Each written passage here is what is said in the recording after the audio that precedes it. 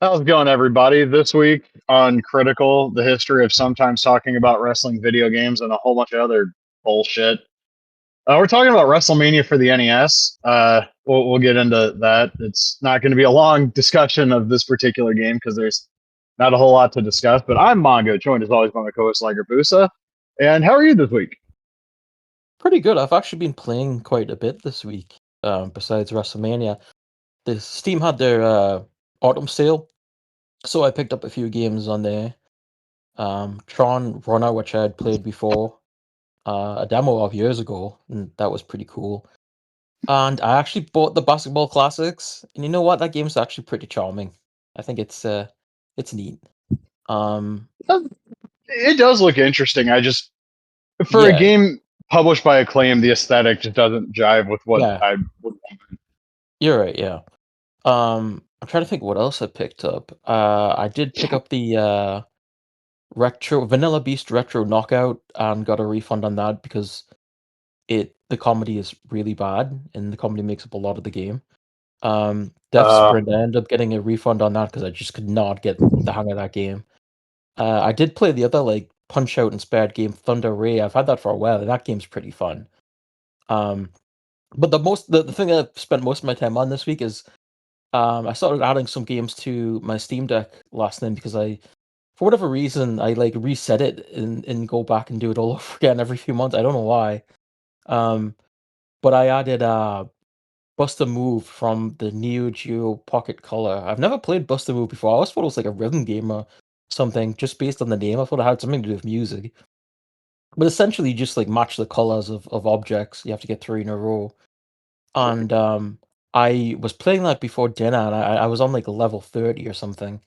And I went back to it after dinner, and I was like, "How did this must go up to 100, right?" So I just kept playing it and playing it and playing it. And then I got to level like 93 and I was like, shit, this is really hard. And I had to start it again like multiple times. And then finally I got to level 99 and that was the last level. And by the time I was done, it was like 11:30. So now I'm gonna have to check out like all the Buster moves because I'm obsessed now. the Neo Geo Pocket Color was an obsession of mine when I was like 10 or 11. I really wanted that thing because it had a Capcom versus SNK game. And it Yeah, also had, what was it? Is it Big Bang Pro Wrestling? yeah, that's right.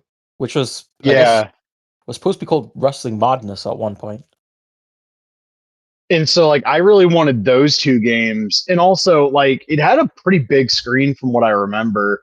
Hmm. But, you couldn't fucking find one of those in the US by the time that I was really interested in one. And there was one day I was at the library because our computer was fucked up, and I found a website. This was back in the day when you could make an order and be like, I'm gonna pay by money order, and then like, they wouldn't hold your shit. So if they got your money order and they didn't have the shit anymore, there's like Yeah. 50-50 chance you're gonna get your money back.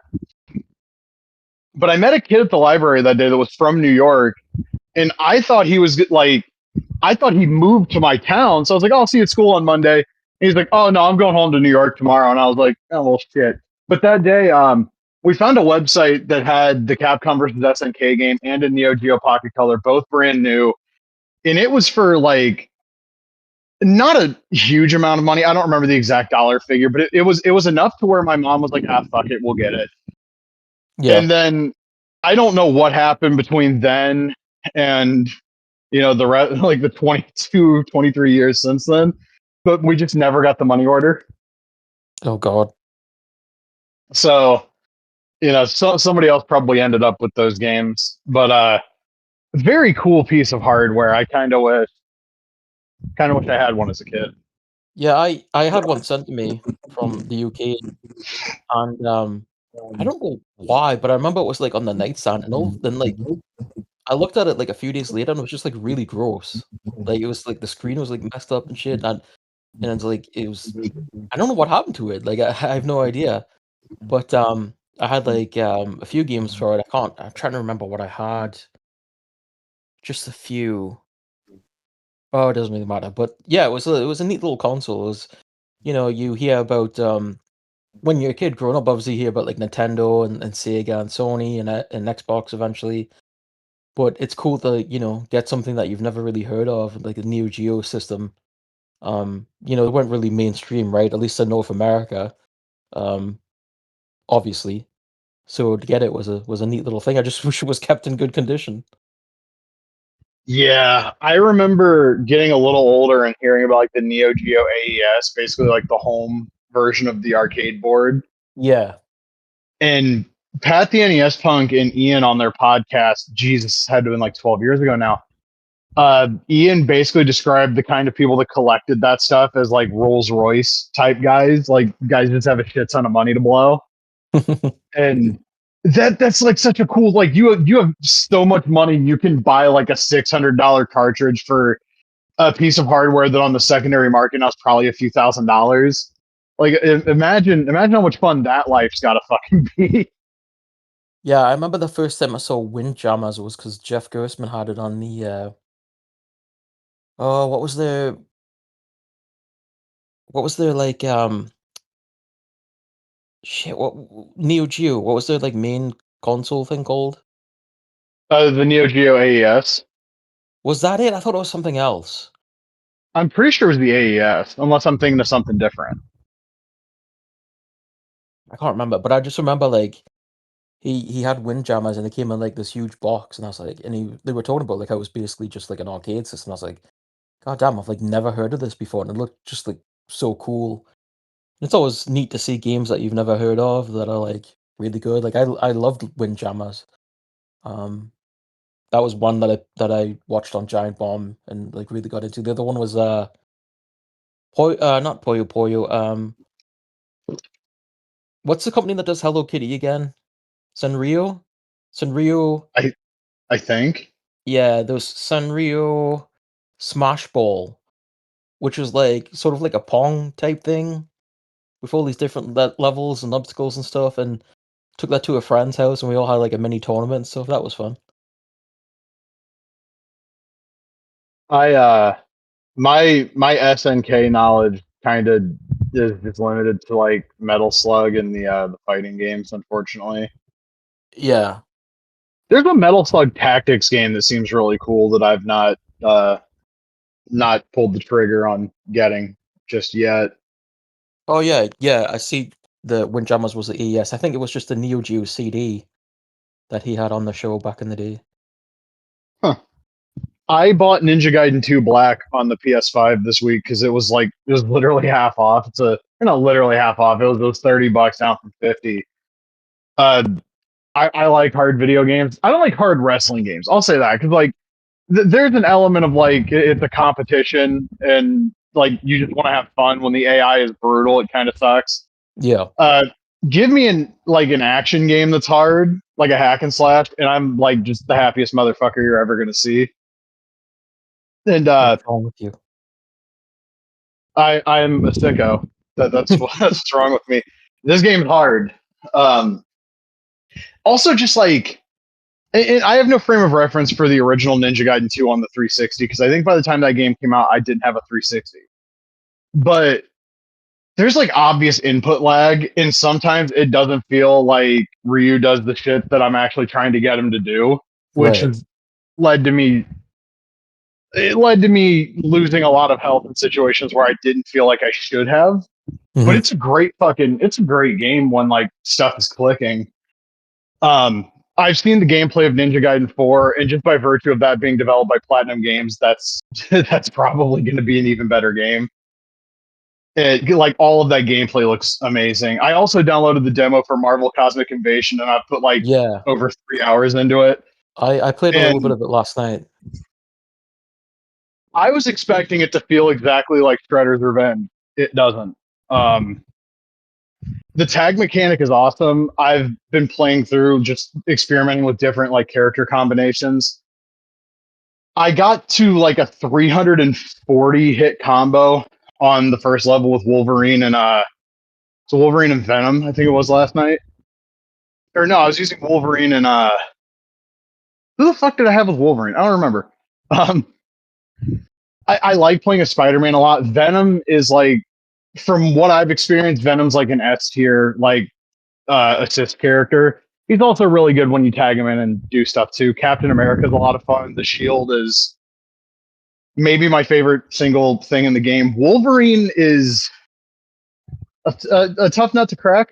I I feel like you have to have a really good assist character for Wolverine, or use him mainly as an assist character. Because there's times where I'll do his full like just mash X combo, and it doesn't kill the enemy like it Yeah. does when I'm playing like Spider-Man, Cap, Venom. Uh, She-Hulk is a shit ton of fun.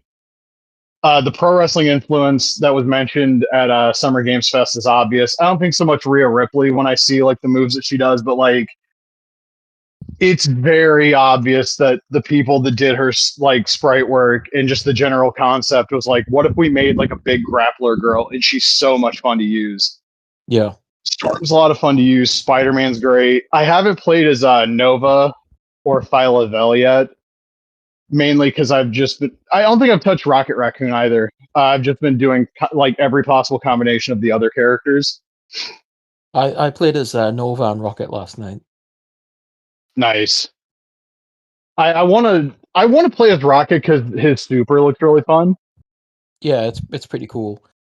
Nova was good when you're fighting flying enemies because you don't have to you don't have like a punch and kick attack. You have like a beam that he shoots at people. So Oh, whenever you jump up and they're like across the screen, you can catch them with that. that's what I was doing with Cap Shield. Yeah. It's a lot of fun. I Obviously it's a demo and we don't know what the final version of the game is going to be like, but Attribute Games haven't dropped a bad game yet. And if the full game keeps at least this base level of fun, it's probably gonna be my favorite game this year. Like everything just kind of clicked for me. Character designs are evocative of what I grew up with. I love the music. The sprite work is amazing. The animations are all really good. Gameplay feels good. The tag gimmick calls back to some of my favorite games from when I was a kid. I think the Annihilation Wave and just trying to do the Annihilation storyline is one of the most interesting angles you can take on a video game because that came out when Civil War was a thing. So like it was very much the lesser of the two events at the time. So seeing that kind of plucked off the shelf as like this is the story we're gonna adapt, that's really fucking cool. And we also found out who the last two characters are because people data mined the demo. It's Iron Man and Phoenix. Yeah. So I think Phoenix is the boss character that you fight that joins the team if you play through the story mode. But if you play arcade mode, she's just going to be there from the start. Yeah, plus Which, there's obviously going to be DLC characters as well. yeah, I think the data miners found like 10 slots for DLC. Okay. So it's going to be interesting to see who those characters are because I could go for a few more X-Men. I Maybe could go for Hulk, Fantastic Four. Fantastic Four. Yep. Because I get someone said like the reason we probably don't have the four in the base game is because they were involved in Civil War and not Annihilation. But like Spider-Man and Wolverine were involved in Civil War. I don't think either of them are in Annihilation. So I think, and also it's so wild to look at this from the perspective of all of the stuff Marvel has going games wise. Even if I think the story direction for a lot of the Insomniac stuff kind of sucks, but that's like wholly Insomniac. Mm-hmm. They give the dev teams a lot of leeway and a lot of latitude. And I swear I'm not dragging this out because I don't want to talk about WrestleMania. I actually have a point to make here. They give the devs a lot of creative latitude and freedom. And it's very interesting to see like how much they actually have like in the works right now. Because we've seen the leaked gameplay of Marvel 1943, which for my money, the like 2 seconds we saw looked really cool. We know that the Iron Man game is still in development at EA, but we'll talk about later, like, who knows what the fuck's going to happen with that.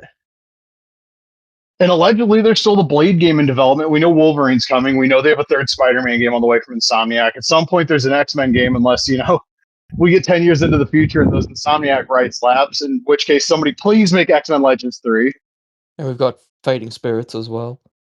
Yeah, Tokon, and obviously, people are still playing Marvel Snap and Marvel Rivals. Like, there's a lot of stuff out there, and it's all pretty different. And it speaks to like that the period where Marvel didn't want video games because I don't fucking know, just people involved were idiots. Like somebody finally looked at it and was like, hey, even if the movies are down, we still have these characters people like. Just Yeah, fucking of course. put some games out and make money. Like what a concept. But those were the two big video games for me this week. I thoroughly love Cosmic Invasion's demo. I imagine I'm going to thoroughly love the full game. It's just nice to see like somebody trying to put out a comic book game that fires all the remaining neurons in my brain. Yeah, knocking people through the holes in the levels never gets old.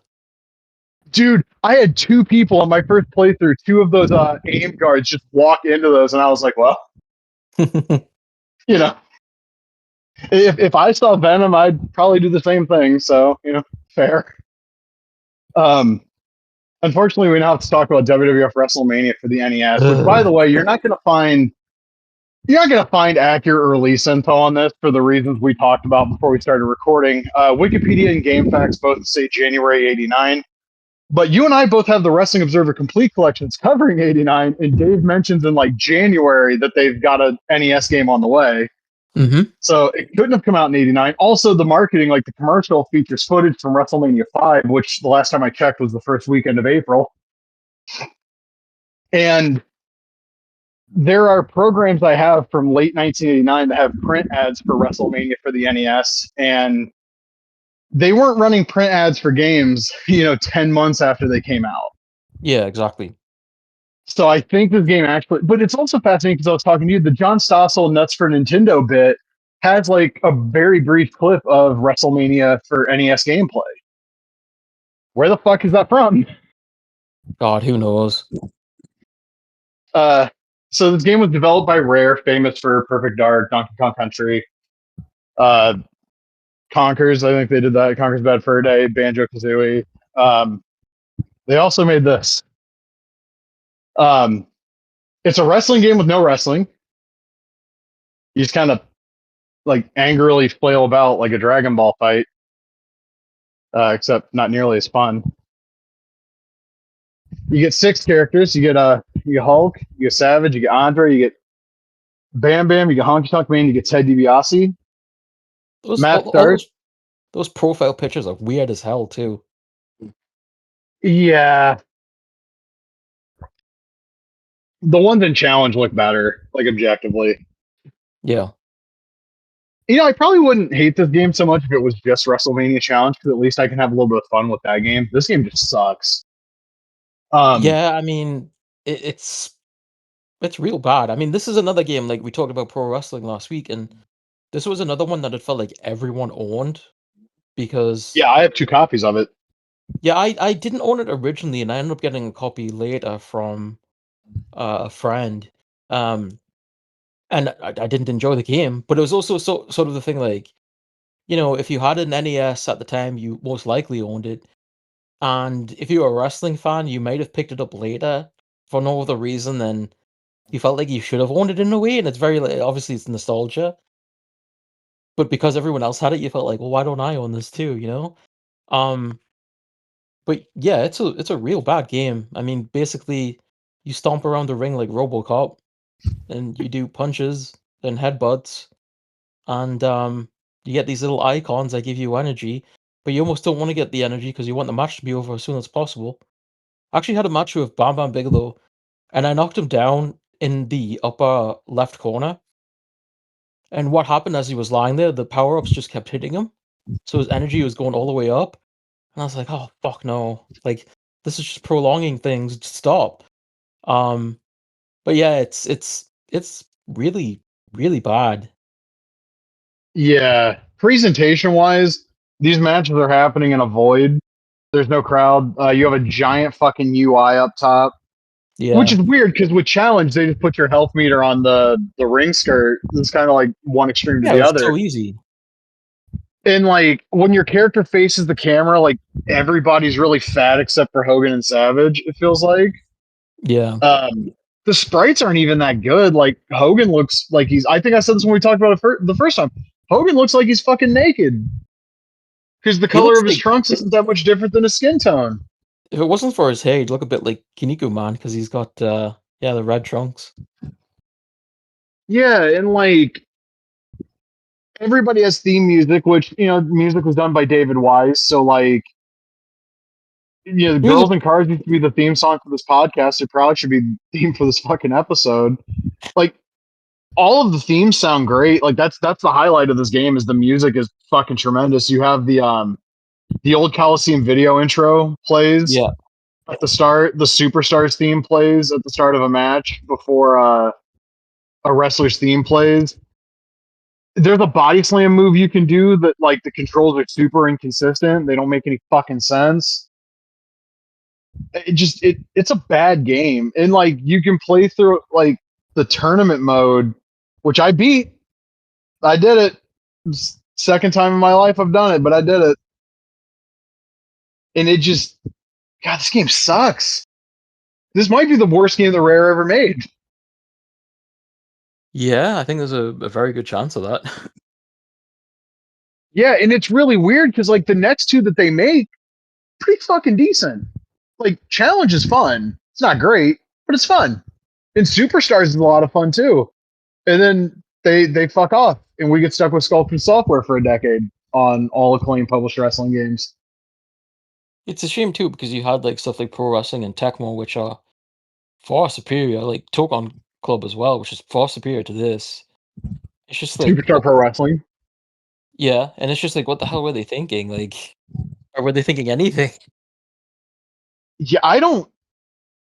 My thought process is maybe they thought like, oh, just make it like a little fighting game in a ring. Yeah, And to be perfectly honest, this game would have been an acceptable home release on a console in like 1985.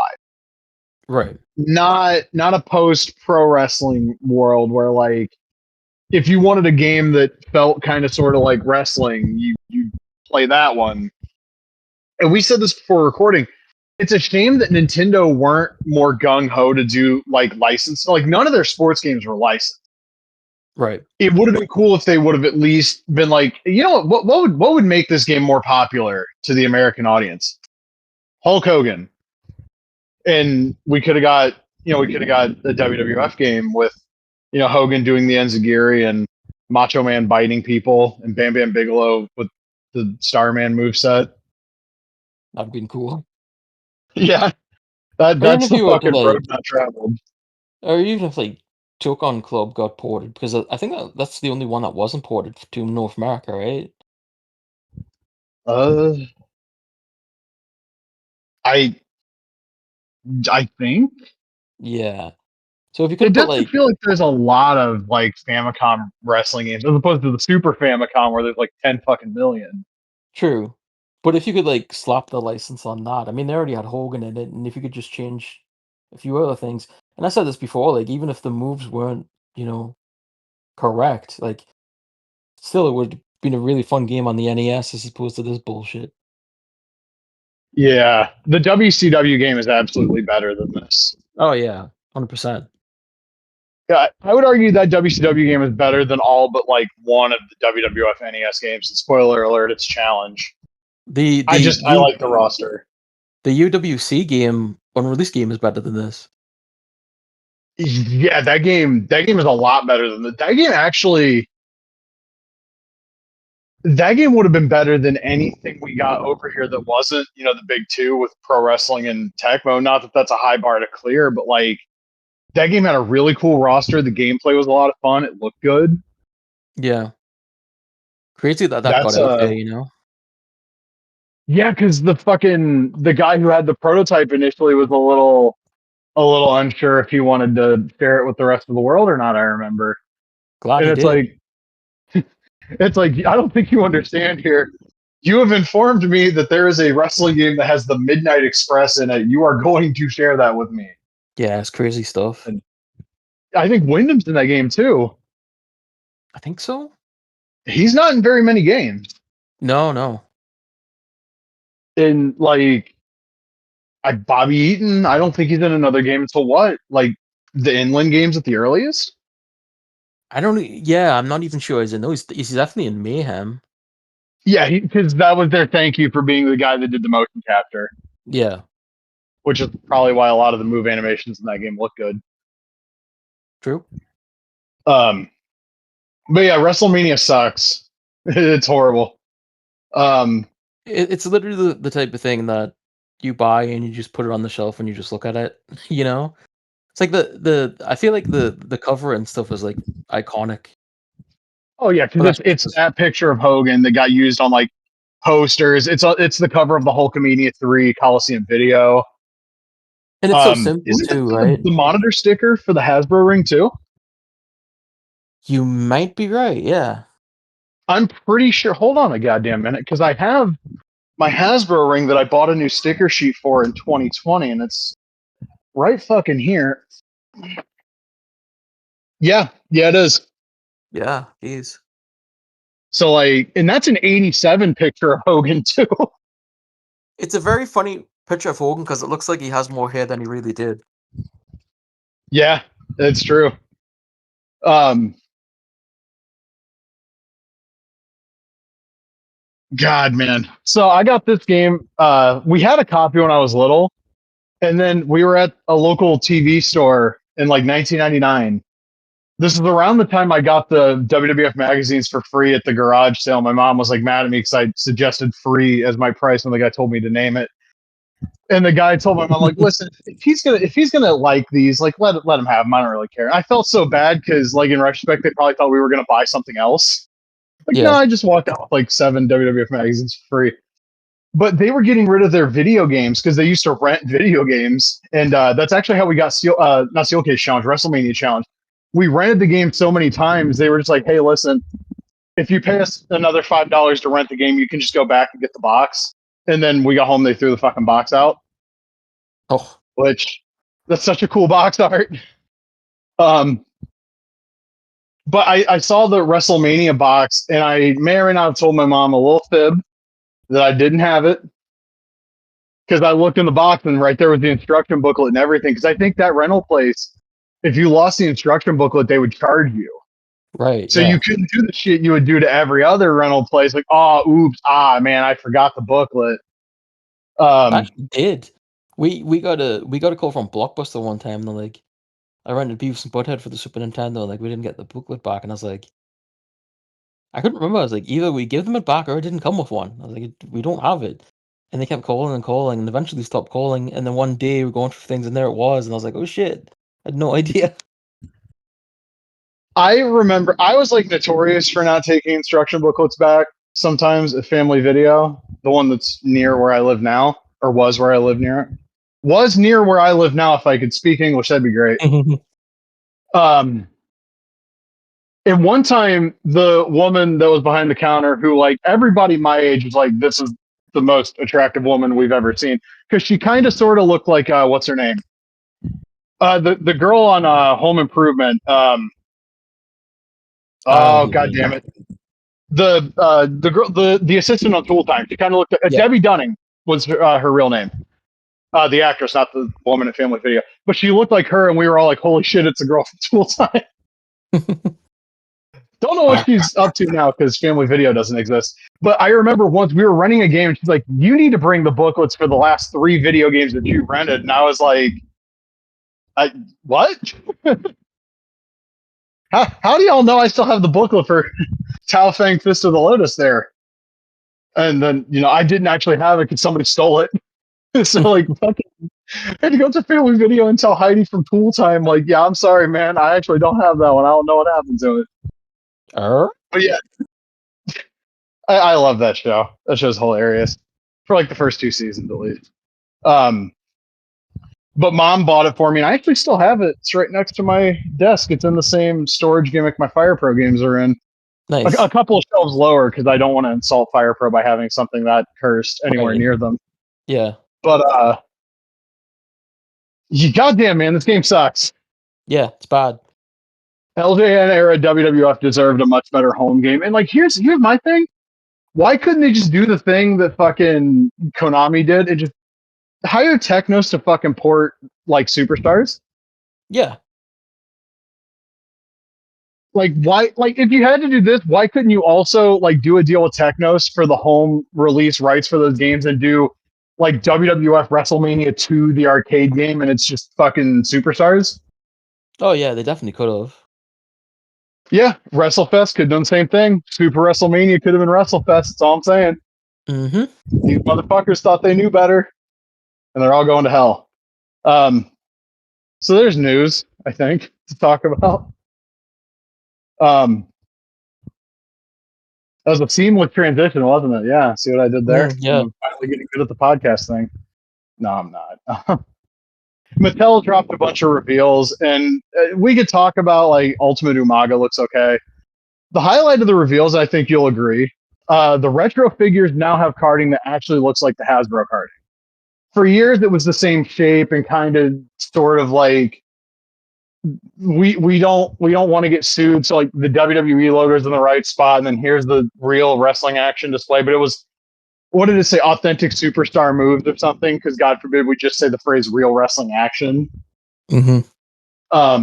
But now like the color of the carding cuts into the design like Hasbro. WWE logo's in the same spot. World Wrestling Entertainment is kind of off center underneath the logo, like it is on the Hasbro's where it says World Wrestling Federation. Back of the packaging mimics the Hasbro style way closer. I think the line art should be a little bit more bold. Like it looks like just pencil drawings as opposed to like anybody that's seen the back of a Hasbro figure, the line art depicting the figures was very, very broad.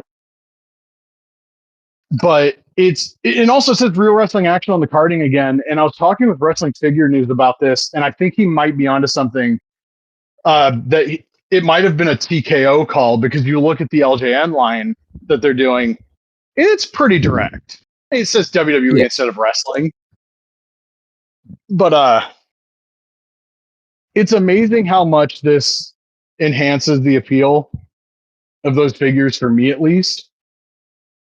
Because I hate the way the carding has looked for years. And the excuse is always like, oh, well, we don't want to get into legal trouble with Hasbro, who, by the way, are never going to be in the wrestling figure business again. And I don't think they would give a fuck if you ripped off their line look from 1990. I can tell you they don't because this is happening now. But I always hated how just bootleg, for lack of a better term, the retro carding looked. Even like my favorite figures in that retro line, like, like the Brock from Series 1 was really good.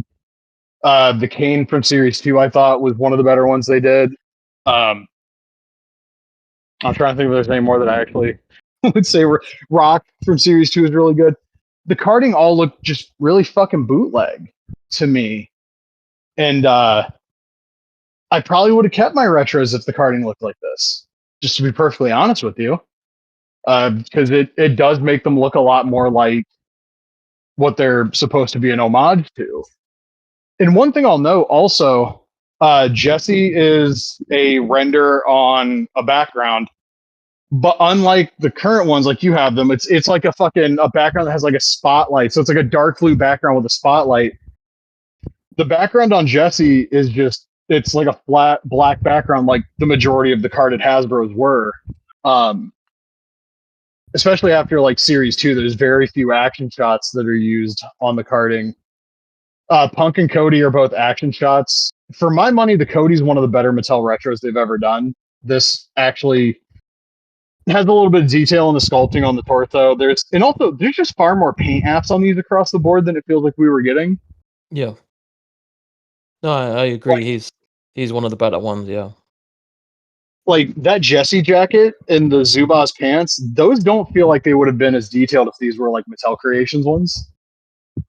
But also, when you get to Jesse and you see that he's got the same fat announcer body as like Mean Gene, it's just like, are you fucking kidding me? Like, I'll never get over. There's things I just can't get over. One of them's the Kurt Hennig with the NWO on his singlet, which James Spector is putting in Project later. Outsider. And, I can't get over that. It's Curtis. Yeah, it's one of those things that like this shouldn't exist. And another one of those things is that skinny Jim Neidhart. It's like, how can you possibly do that when you've got all the announcers looking fat as hell?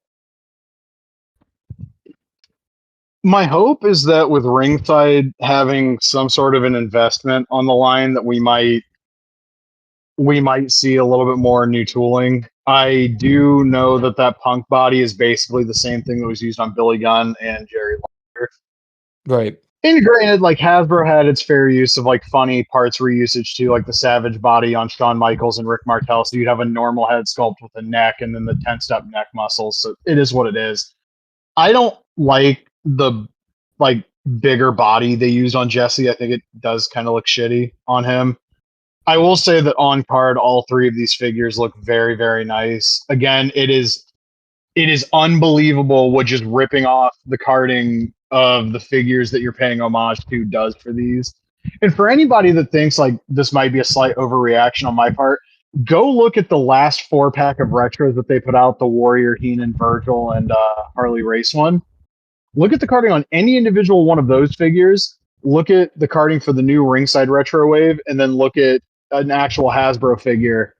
And it's like offensive how bad the Mattel packaging has looked from the very beginning of the line. Like it's like inexcusably bad. But you know, and you know what my favorite part is? They roll this carding out when they're doing the slide packaging, so you're not going to damage it when you take a figure out. Yeah, that's definitely good. So like if you were one of I know people that used to try to damage the carding as little as possible when they took Hasbro's out, and they basically put the carding like in a photo album, which I always thought was like a really cool concept. You can do that here if you're one of those people that were still doing that. I do wonder.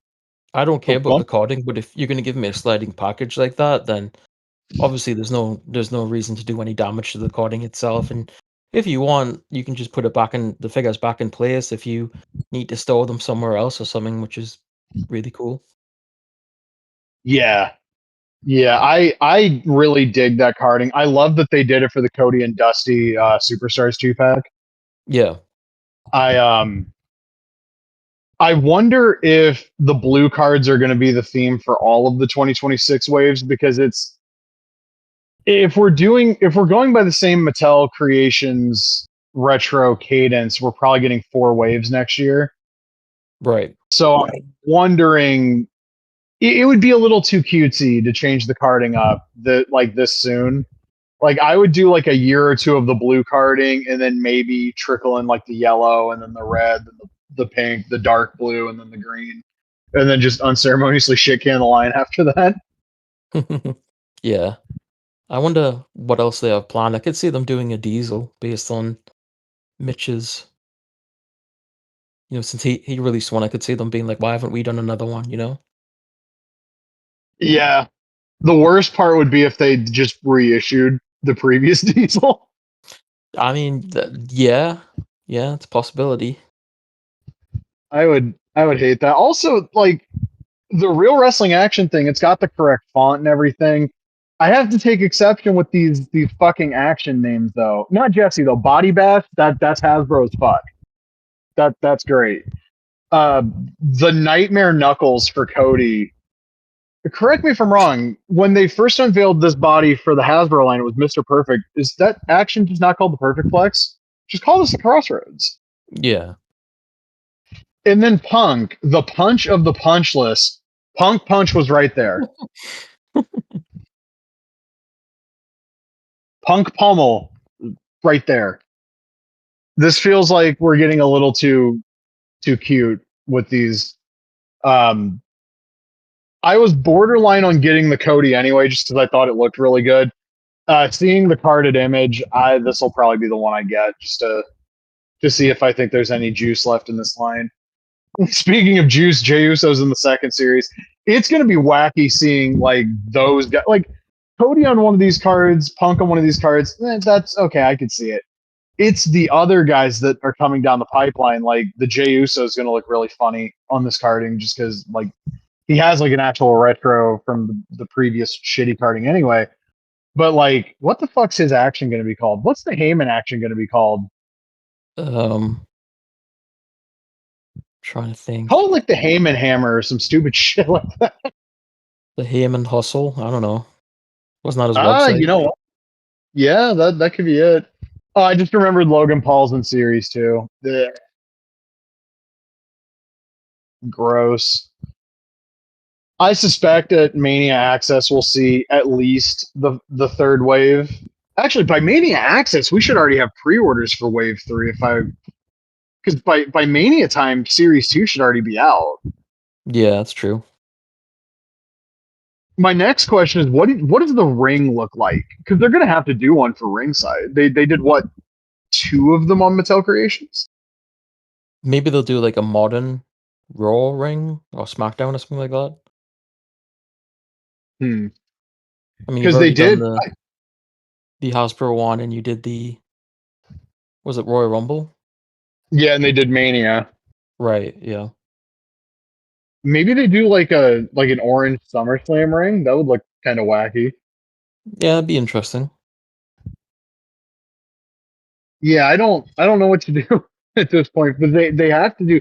And also, part of me hates that this is the line look when they're not at fucking retail, because you're willing to drop the LJNs at retail, which is something that you got to be old to see those and be like, oh man, those were my toys growing up.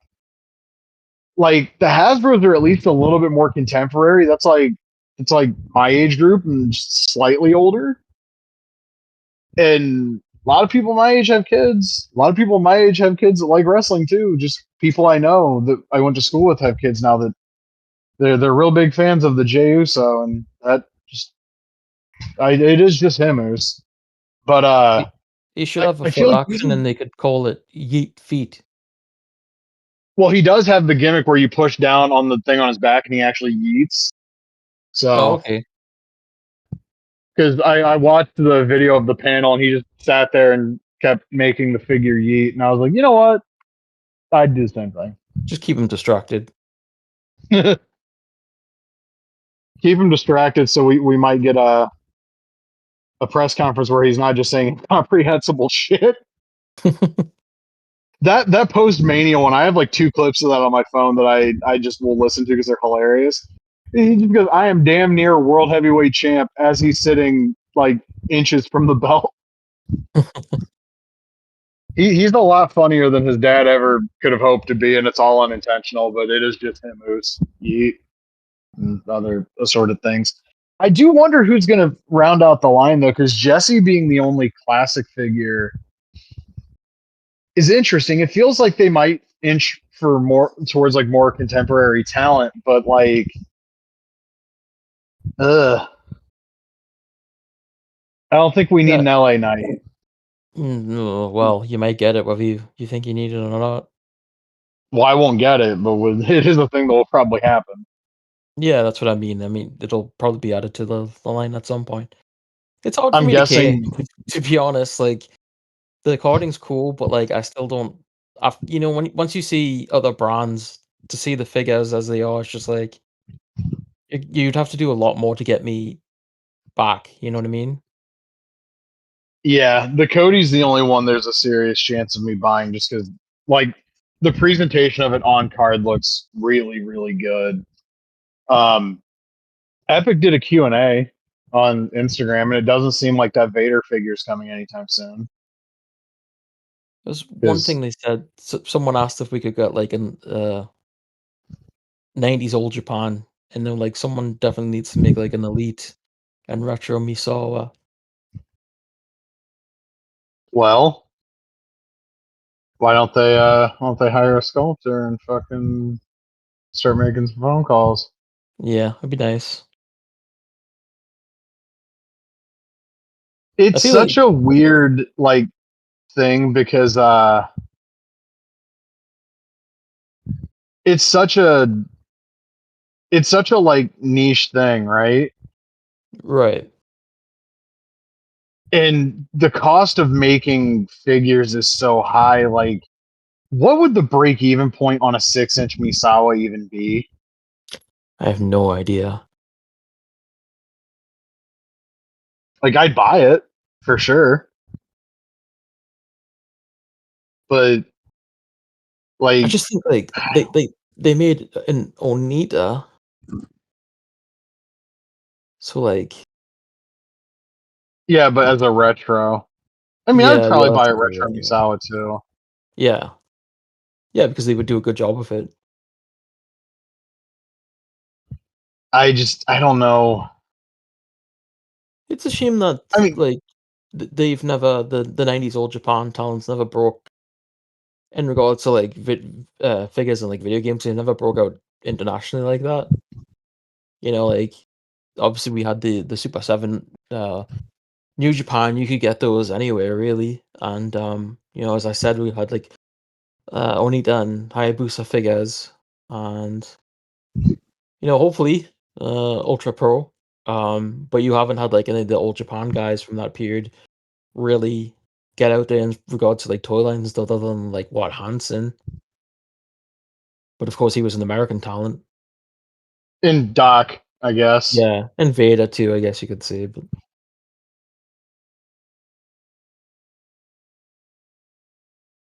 yeah, it'd be nice I to have some figures and stuff with that. I'd like to know when those epic nasty boys are going up for pre-order because there's like a recent picture of those, like a studio shot kind of the ones with the jackets, and they look freaking incredible. Yeah, they're really good. That's no surprise. Oh, also, we saw the final pictures of the Coliseum Collection Bundy and Jesse, and yeah, they suck.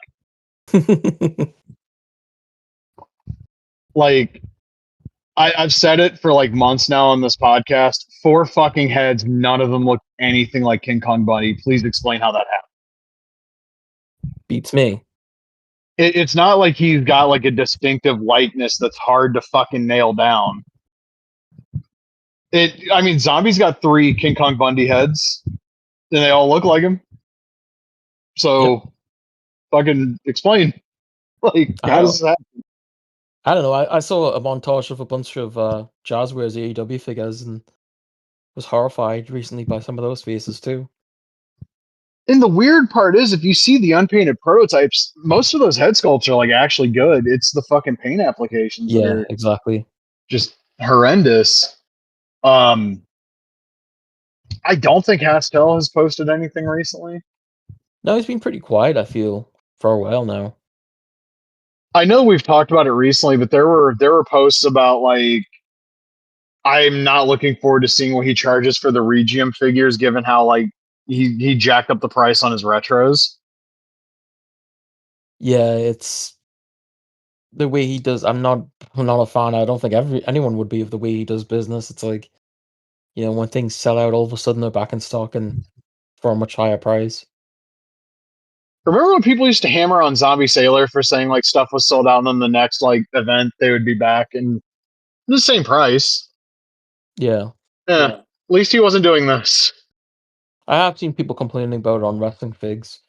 I think it was like last week after we talked about it, I went and looked at the forum and it saw someone that was very unhappy. Yeah, like those diesels have shown us sold out a couple of times. Like we talked about that last week too, but they're all like back. I think Oz was too the last time I looked. Yeah, funny that happens. Like, well, they're only going to be available for a limited time, and all of a sudden they're no longer limited. They're right here. And there's figures he has in the pipeline in the retro line, especially that I think are kind of cool. Like I know the Jake ones are out now. Yep. I still think that Shane Douglas head that he showed looks way more like Johnny Ace than it does Shane Douglas, which is funny given they were a tag team. It's going But to be very hard for me not to pick up Strike Force. those look cool. I don't like the body on Martel, like the pose. Yeah, Like the model was out now too. that one's much better. I get the whole like, oh, the Boston Crab, like, but these figures cannot be posed doing that. Like, it's like doing the Austin LJN with the arms up, like Mattel is doing. Like, Right. you could have just had a pose that was more conducive for like something else you would do.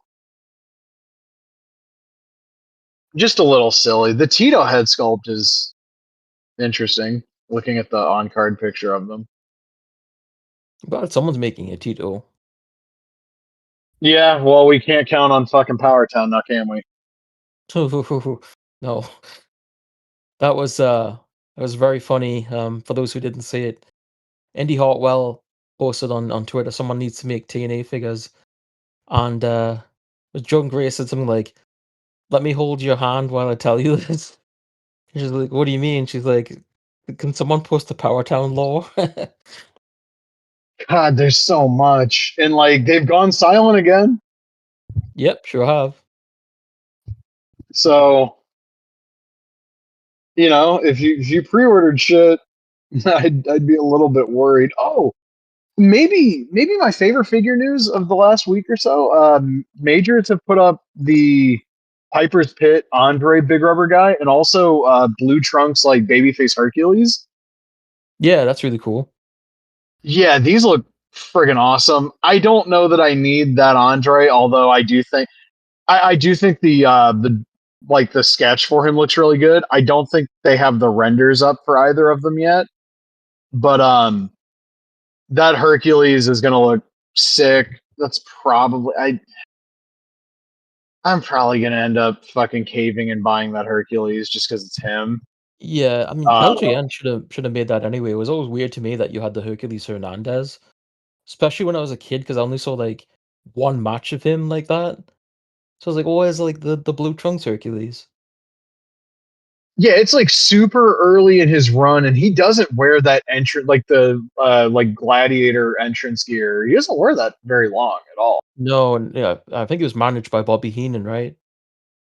Yeah, Yeah, but he's managed by Heenan up until the babyface turn yeah, that's right. Yeah, but like the baby because first, Heenan sells him to fucking Ted.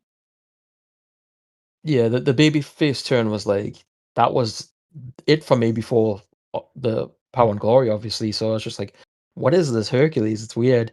I want. Is it going to come with a chain? Do you think? He's drawn as having it. So Oh, what okay. kind of chain he comes with? I I kind of want this chain to be like one piece. Otherwise, it feels like something that's going to keep falling off of him. Yeah.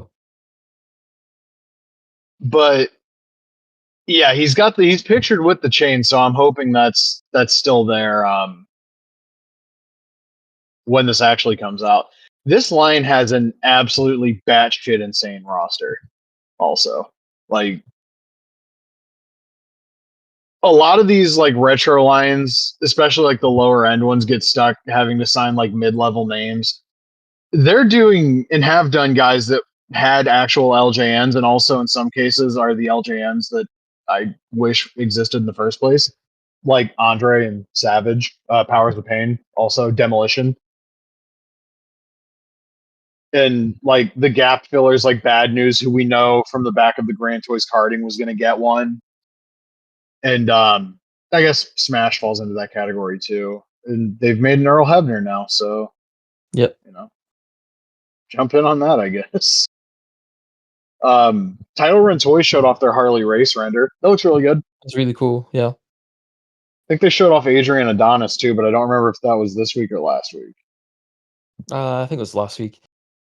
I'm glad it's like it seems obvious now, but like doing the NWA style Harley as opposed to like King Harley race. Yeah, well, Mattel also did that one. That's So true. Although they could have done it and probably done a better job of it, but I much rather almost prefer the certainly. NWA. Yeah. They really figured it out. Like we talked about it last week, like the series one, I don't think is very special, but it seems everything else that they've shown since then is really good. Yeah, I dig these a lot. I also just saw their Orndorff next to the Mattel Retro Hogan, and he's like 7 times Paul Orndorff size because somebody didn't get the memo about Hulk Hogan not having like 94-inch arms or some shit. Yeah. I'm gonna check Epic's Instagram real quick to see if there's any information about when these are going up for pre-order. You know, I was thinking about the other day that we haven't heard from a long time is Rush. Not that I'm complaining, As I it's was gonna just say, is that a bad thing? no, it's just weird that he's quiet because he was so talkative. So for him to be like him not to say anything just feels very strange. But at least people aren't getting scammed anymore, I guess. Yeah, yeah. I'm looking at that Nasty Boys picture again, and like the work on the soft goods is very nice. If that's replicated like in the final production sample from the factory, I'm gonna be super thrilled with these. Also molded on wrist tape. God bless. Yeah. These guys really do just look like real life Bebop and Rocksteady. Just saw the Islanders again, and I'd really like this version of Epic to take a pass at King Haku because the cello one kind of sucks. Like all of the figures they did. Also, seeing the in hand videos of like the Wyndham Flare, Doc, and Barbarian Wave. God, I wish I would have bought those. They're so good. Yeah, it's when I always go back. I'm like, damn, yeah, I wish I sort of had the money at the time to jump on those. It's also funny just like seeing the Islanders because they're not a team that I think about often, but like to see them in WWE 2K this year and then action figures as well, it's just like wow, they just popped up out of nowhere. Yeah, it was very strange to kind of see them just actually getting fed licensing deals. Yeah. Oh, speaking of retros, I got two different sets of retros from two different retro lines recently. I can talk about those. Okay. Because I think it was this Monday I got the Hardys. Uh, Oh, yeah. so I was supposed to get the Hardys last Saturday. I'm gonna actually walk into the living room and grab them. The post office decided to hold my shit ransom for the entirety of the weekend, and they ended up showing up on Monday. Uh, I'll talk about the Hasbro style retro ones first. So I got the black shirt Matt Hardy, blue shirt Jeff, the variant 2-pack because I don't really care about the red shirt like Double Slam Series 4 homage because Ringside had that as a deluxe aggression 2-pack, then as a Mattel Elite 2-pack. So to me, like I'm just sick of seeing those shirts. I don't give a shit. Um, Head sculpts on both of these are really good. Obviously, a lot of parts reusage, same torso, same legs, different arms on both of them because Jeff's doing the finger gun pose thing. If these would have existed in 2000 when I was still playing with my Hasbros and discovered eBay and was buying more Hasbros, I would have lost my mind for these. Paintwork is really nice. I don't have any like googly eyes. The armbands on Jeff are painted very nicely. The belt doesn't have any white paint bleeding over into areas where it shouldn't. The Matt Hardy looks great. I don't know if these are still in stock on figure collections. If they are, and you're somebody listening to this that are interested in retro style figures, oh, they are still in stock. Yeah, these are great. Figure collections has really they've really stepped their shit up. The Wrestle Something wrestlers are actually very good now in a way that they weren't before. You know, just getting the Crush King of the Ring '94 variant recently in those Hardys, I'm super happy with them. And then the Bone Crushing wrestlers, these were a huge deal for me because I have multiple custom Hardys that my mom bought me when I was a kid. Right. From the BCA line. For anybody that doesn't know, it's like a legendary thing if you were around at the time. The off the mat box set Rock, take that thing out of the box, pop the head off.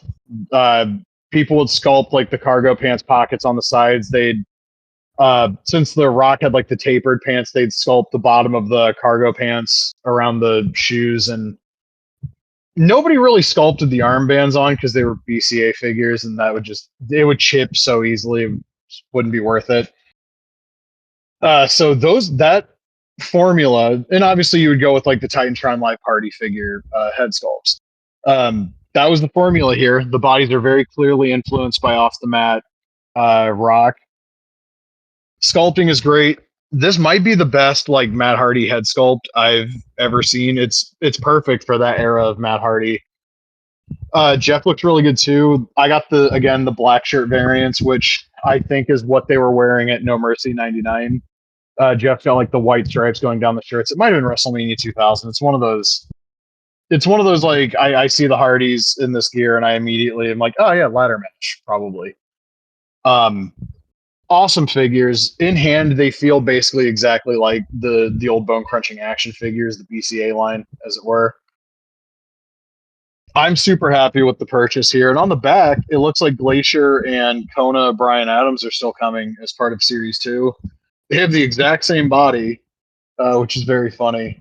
But Glacier has his little entrance gimmick. I think the mask might be molded on, which I'm not going to complain too hard about that. But, and I think I've said this on the podcast before, these Bone Crushing wrestlers are like a sneaky contender for the actual best retro line in terms of like replicating the feel of the original figures. Mm-hmm. Maybe a little bit too much with my Ultimo Dragon and my Macho Man. They're a little bit loose for me, just like moving the arms and legs around. That's a little too close to the original bone crunching action figures. But I wish, like, he's got so many people signed that, you know, like Scotty Tuhati, Perry Saturn. I think there's one or two more people from like 2000 WWF that I've heard of that he's gotten signed. And those are the guys, those guys in the ECW and WCW guys, those are like, that's the wheelhouse that I want him to play in as much as possible. I don't care about filling the gap with guys like fucking Adam Bomb, who wasn't even around when they were conceptualizing BCA Series 1. I love Kona Crush. I'll probably buy Kona Crush, but he doesn't fit either. You know, would have been a more fitting version of him? Do fucking like DOA Crush. Because somehow that never got made. They didn't make a DOA Crush. No, apparently they did Brian Lee and they did the Harris Boys, but they didn't do Crush. I thought at one point they just repainted the Nation Crush, but I don't. I did I did watch the history of the BCA. You know what though? The DOA figures would have bled into '98, but I'm almost certain DOA Crush always gets mentioned in the who should have gotten a Bone Cruncher and didn't get one. Yeah, I'm probably just wrong about that. It's a line that I have an affinity for because like I collected them as a kid, but not my favorite figures, to be perfectly honest with you. Just I've probably said it on the show a bunch. There were times I would look at like my Marvel toys by Toy Biz or like, you know, my Mortal Kombat GI Joes and just wonder why this couldn't be the way my wrestlers were. Yeah. But if you have nostalgia for those BCA figures, that figure collections line is an absolute home run. Like, no bad figures. The Meanie and Adam Bomb were really good. And we probably would have been further along with that line if it wasn't for all the fuckery going on with Cella. I'm just looking it up, and he got Bandoms, so maybe that's where I'm thinking of it. But he also got a Stomp series with a gun, which that's quite funny. Yeah, for a And number of reasons, because he got arrested with steroids and guns. Yeah, and it's his jailbird gimmick too. Good God.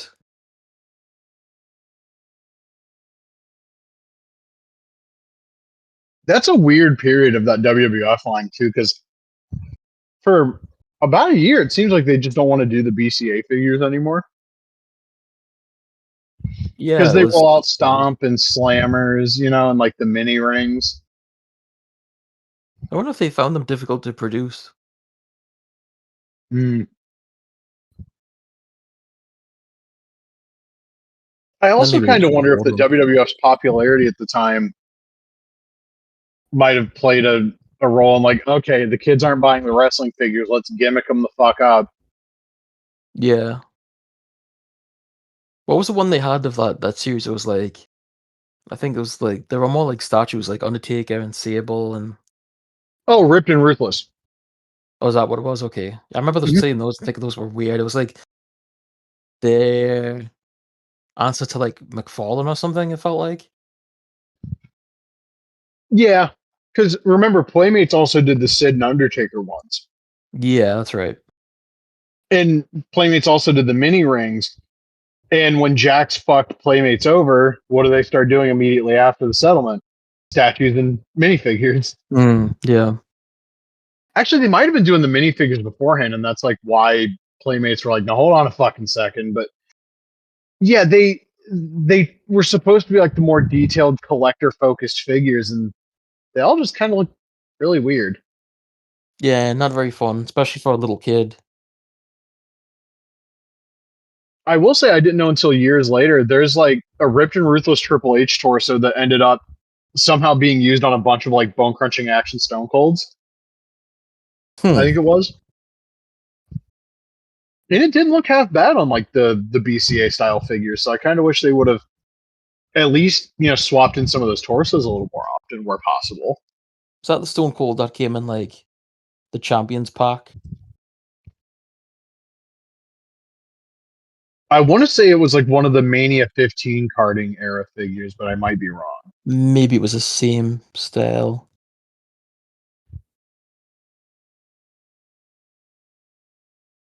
Didn't they I do remember.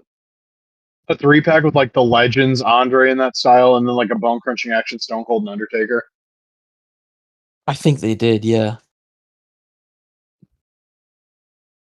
They threw a bunch of shit at the wall with that line, especially in like '99, and it was mostly re-releases. Yeah, they were trying some weird shit. And I remember seeing in like WoW magazine in 2000, like the sales were down for the WWF line, and it. I think in retrospect, it's two things: the insane number of re-releases, and also the switch to the Titantron live bodies. Mm. Because anytime there's been a significant change like that, people don't want to start their collection over. Oh, exactly. And there are people now that are adamant if Mattel ever loses the license, they're out. Well, they And say that, but they might see the figures themselves and be like, "Oh, I'm back in." mm, It's like the that's mob. fair. It would be weird as much as I want the license to change hands eventually. It's going to be weird seeing somebody else's vision for WWE figures when that day comes because it will eventually. Yeah, because it's just like, well, what are they gonna do? How stylistically is it gonna be different? It could be depending on who they go with. I mean, they could look vastly different, right? Mm, like, what do Hasbro wrestling figures look like now if they make them? Yeah, I have no idea. Probably just like the Marvel Legends style, right?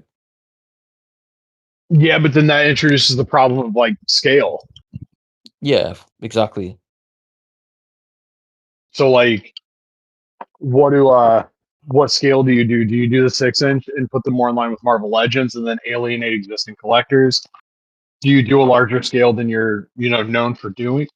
Like, what wheelhouse do those figures live in? Like, what scale do they live in? True. Yeah, I don't know. I feel like to me, when it comes to scale, like if you're doing a new line, because stylistically it's going to be different, so it's like I feel like you're alienating the existing collectors anyway just by doing something different.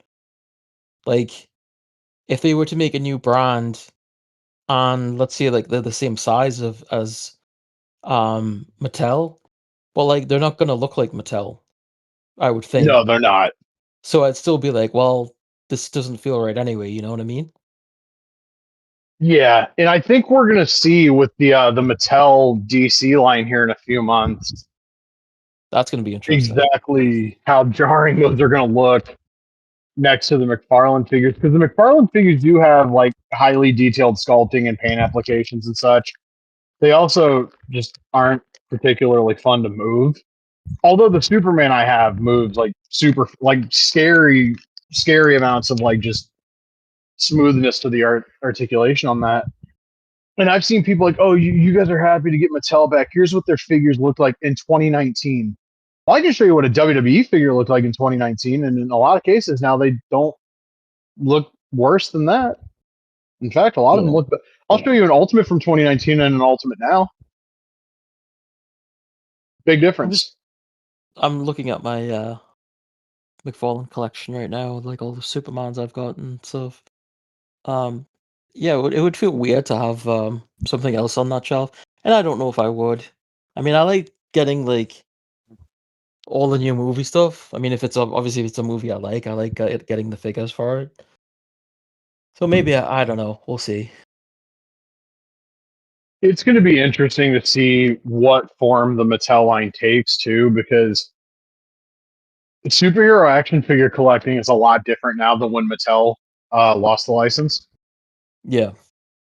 Like people do want screen accurate and page accurate action figures, Oh yeah. and I don't Yeah. know that Mattel was necessarily delivering that in 2019. You know what I mean?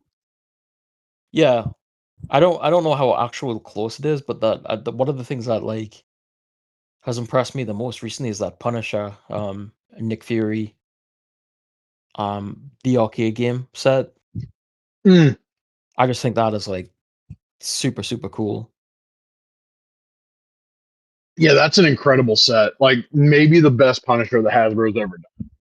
Yeah, I'm every time I see that, I'm like, oh, should I get that? Because it's so cool. And that arcade game's really, really fun too. So I'm tempted to grab the Wolverine and Silver Samurai just because of how good that Wolverine is. Like the figure arts will probably do a better version of it, but also when you factor in tariff charges and everything, I don't know that I don't know that I can actually afford figure arts Marvel versus Capcom figures. do you think they'll do a line based on the Cosmic game, or is it just like they're so close to everything else anyway that it doesn't really matter? That's an interesting question. I would be. I mean, we don't have a Gamerverse Spider-Man based on this aesthetic yet, so that would be cool. Venom could just be an easy repaint Yeah. for the people that missed out on like the last like black costume Venom. You could probably do it. I mean, the people that get really cranky would get really cranky, but I think there'd be others that would be okay with it. Like, especially if you took that Wolverine body they just used and you paint him in the piss and shit colors, I think people might be a little hyped about that. Have they said anything about alternate costumes for that game? Yeah, they've mentioned that there's going to be palette swaps. I don't Oh, know if okay, like cool. full on alternate costumes are going to be a thing, but I would imagine like for Wolverine, you're going to get the yellow and blue.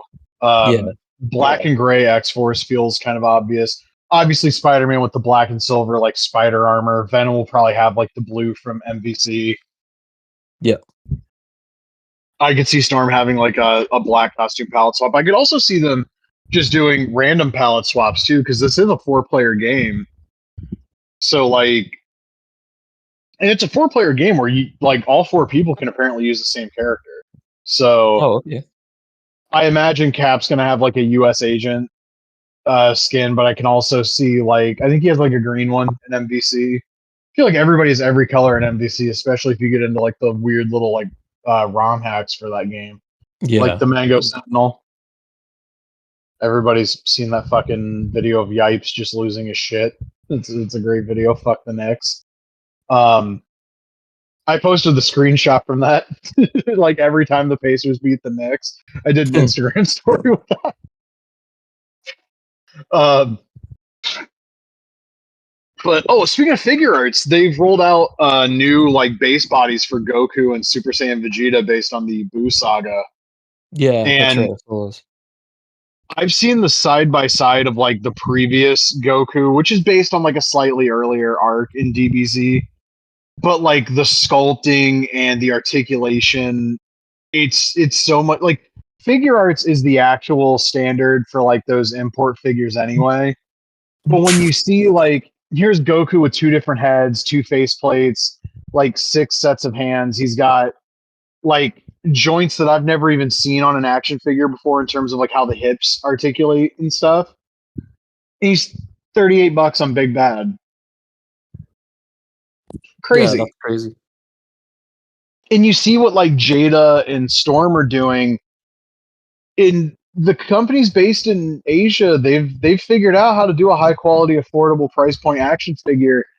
And I think Mattel does some cool stuff with that Ultimate line, but like you take a look at like that Ultimate Eddie Guerrero versus the Goku or like a Storm Arena figure or even like a Jada figure, and it's like, god damn, we're Yeah. really still doing like 2000s Toy Biz catch up on in the West, and those companies over there have lapped it. Like it's going to be probably 15 years before we see figure art style articulation on WWE figures, unless there's like a major license change or somebody has an epiphany.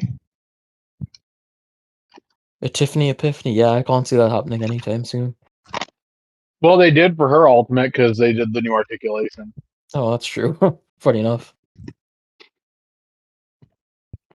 I'm hoping, like, if they do a Ringside Fest time frame stream, one, I'm hoping it's a studio show, like how Hasbro does it, because the shit where it's like we're gonna get in a Zoom call and not have like actual clear shots of the samples of these figures, that's so fucking minor league. Yeah, look at these blurry images. Yeah, like get excited about this great Muda figure you can barely fucking see. Okay. Um, hopefully at Ringside Fest we hear a little bit more about the new articulation being rolled out because I have a hard time believing they're introducing that on one figure at the end of 2025 and it's not going to be at least a little bit more commonplace within a year. Right. Yeah. It also seems like Ultimates are back down to 2 per series because Ultimate 29 is Dominic, Mysterio, and Umaga. So we're back to like one legend, one current guy. The Umaga is really good. I'll probably buy it. This is the part where Andrew Dice Clay comes in to tell me about Umaga being a horrible person. And then I'll just casually mention Bret Hart took money from Rob Feinstein multiple times, and that's your hero. So, you know, Yeah. it's the wrestling business. If you're gonna act like one person is morally superior to the others, you're probably missing the fucking point. It's also weird that like it doesn't feel like there's a lot of Bret figures on the way in general. Like there's the Mania 13 3-pack, and that Bret looks incredible. 100% I'm buying that 3-pack.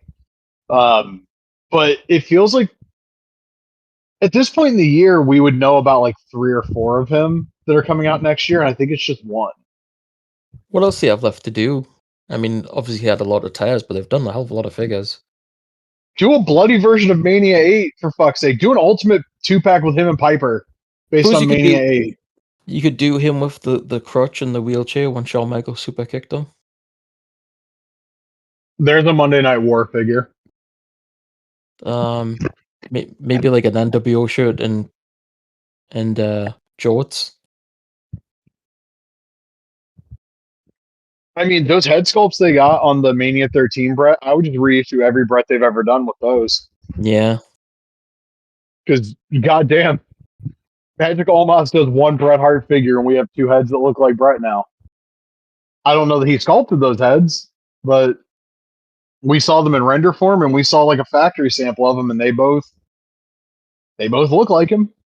Did they ever do a Survivor So, Series 93? I think that might have been in one of the more recent Survivor Series sets. Oh, okay. That's such a weird look too, because he's basically wearing the Owen gear. It is. It's so strange. And it's funny, like that's what Kevin Nash's attire looked like. Like the pants were separate, obviously. And it's like something you don't think about, and when you see it, it's like, what the fuck? Yeah. Oh, and it's actually this year's Survivor Series set. Ah, okay. And I'll give credit where it's due. They're using that SummerSlam 91/92 Bret head, which, I'll be honest, people shit on the likeness here. This looks a lot like 92/93 Bret. It's just the hairpiece fucking sucks. Did they ever do like a blue gear Hart Foundation? I don't believe so. I'm just throwing stuff out there to see what they have and haven't done with Brett.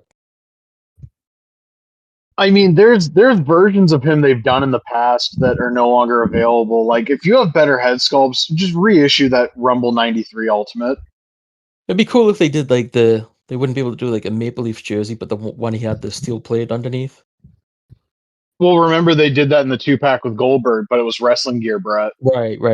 Yeah. I hate that 2-pack so much. Fucking orange trunk or orange tights, Brett. And then he has like a Nitro logo T-shirt, and someone on Wrestling Figs was like, That's "But right. if you're a WCW collector, you're probably happy to have that shirt." And I'm like, if it was a shirt that they actually like a real WCW shirt, I would actually be happy. This is just a black shirt with the Nitro logo. This is not a thing that existed. Yeah. Oh, Rumble 94. They haven't done that. It's like the all black with the white and pink splatters. Right, yeah. God, that would probably nuke the deco budget for whatever series it was in, though. That's probably why they haven't done it. You know what? Sean from Rumble 94 is a figure I want to see, too, while we're at it. The black tights with the... it's like his attire that's in, like, Royal Rumble for the Super NES, but, like, the tights are black, and then the designs on the tights are, like, white and red. Yeah, I know what you mean. He also has a version of that where it's, like, black tights with those designs in blue, and I always thought that looked really cool. Like, that would make for a cool action figure. They did do an NWO Michaels, right?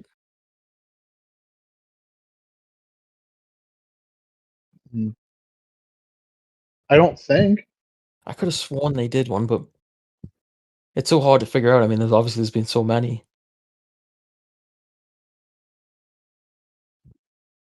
I see that SummerSlam '02 Michaels like 4 times a day at work when I walk by it. And Yeah. This is someone made a mod of NWO Michaels from O2, and I was just thinking about how weird that whole thing was. Like every member of the Clique was in the NWO except for Triple H, and like they did that backstage segment one week where he was with Shawn Michaels and Kevin Nash, and they were like teasing and trying to get him. Seemed like they were going to try to get him to join the NWO, and I think like the next week the NWO just dropped. they did the So thing where they teased DX coming back, and then Shawn got jumped, and then Hunter turned. No, they teased the DX thing is when Hunter turns and pedigrees him and shit, and then we find out that yeah, Triple H was the one that killed Shawn in the parking lot or whatever. it was funny because I saw an image from a house show too recently. It was Kevin Nash in his NWO gear against Triple H, and I guess it was like a 6-man tag or something, which is also obviously something we never got on TV. Nash in the NWO against babyface Triple H. It's just like so weird to see, just it didn't feel right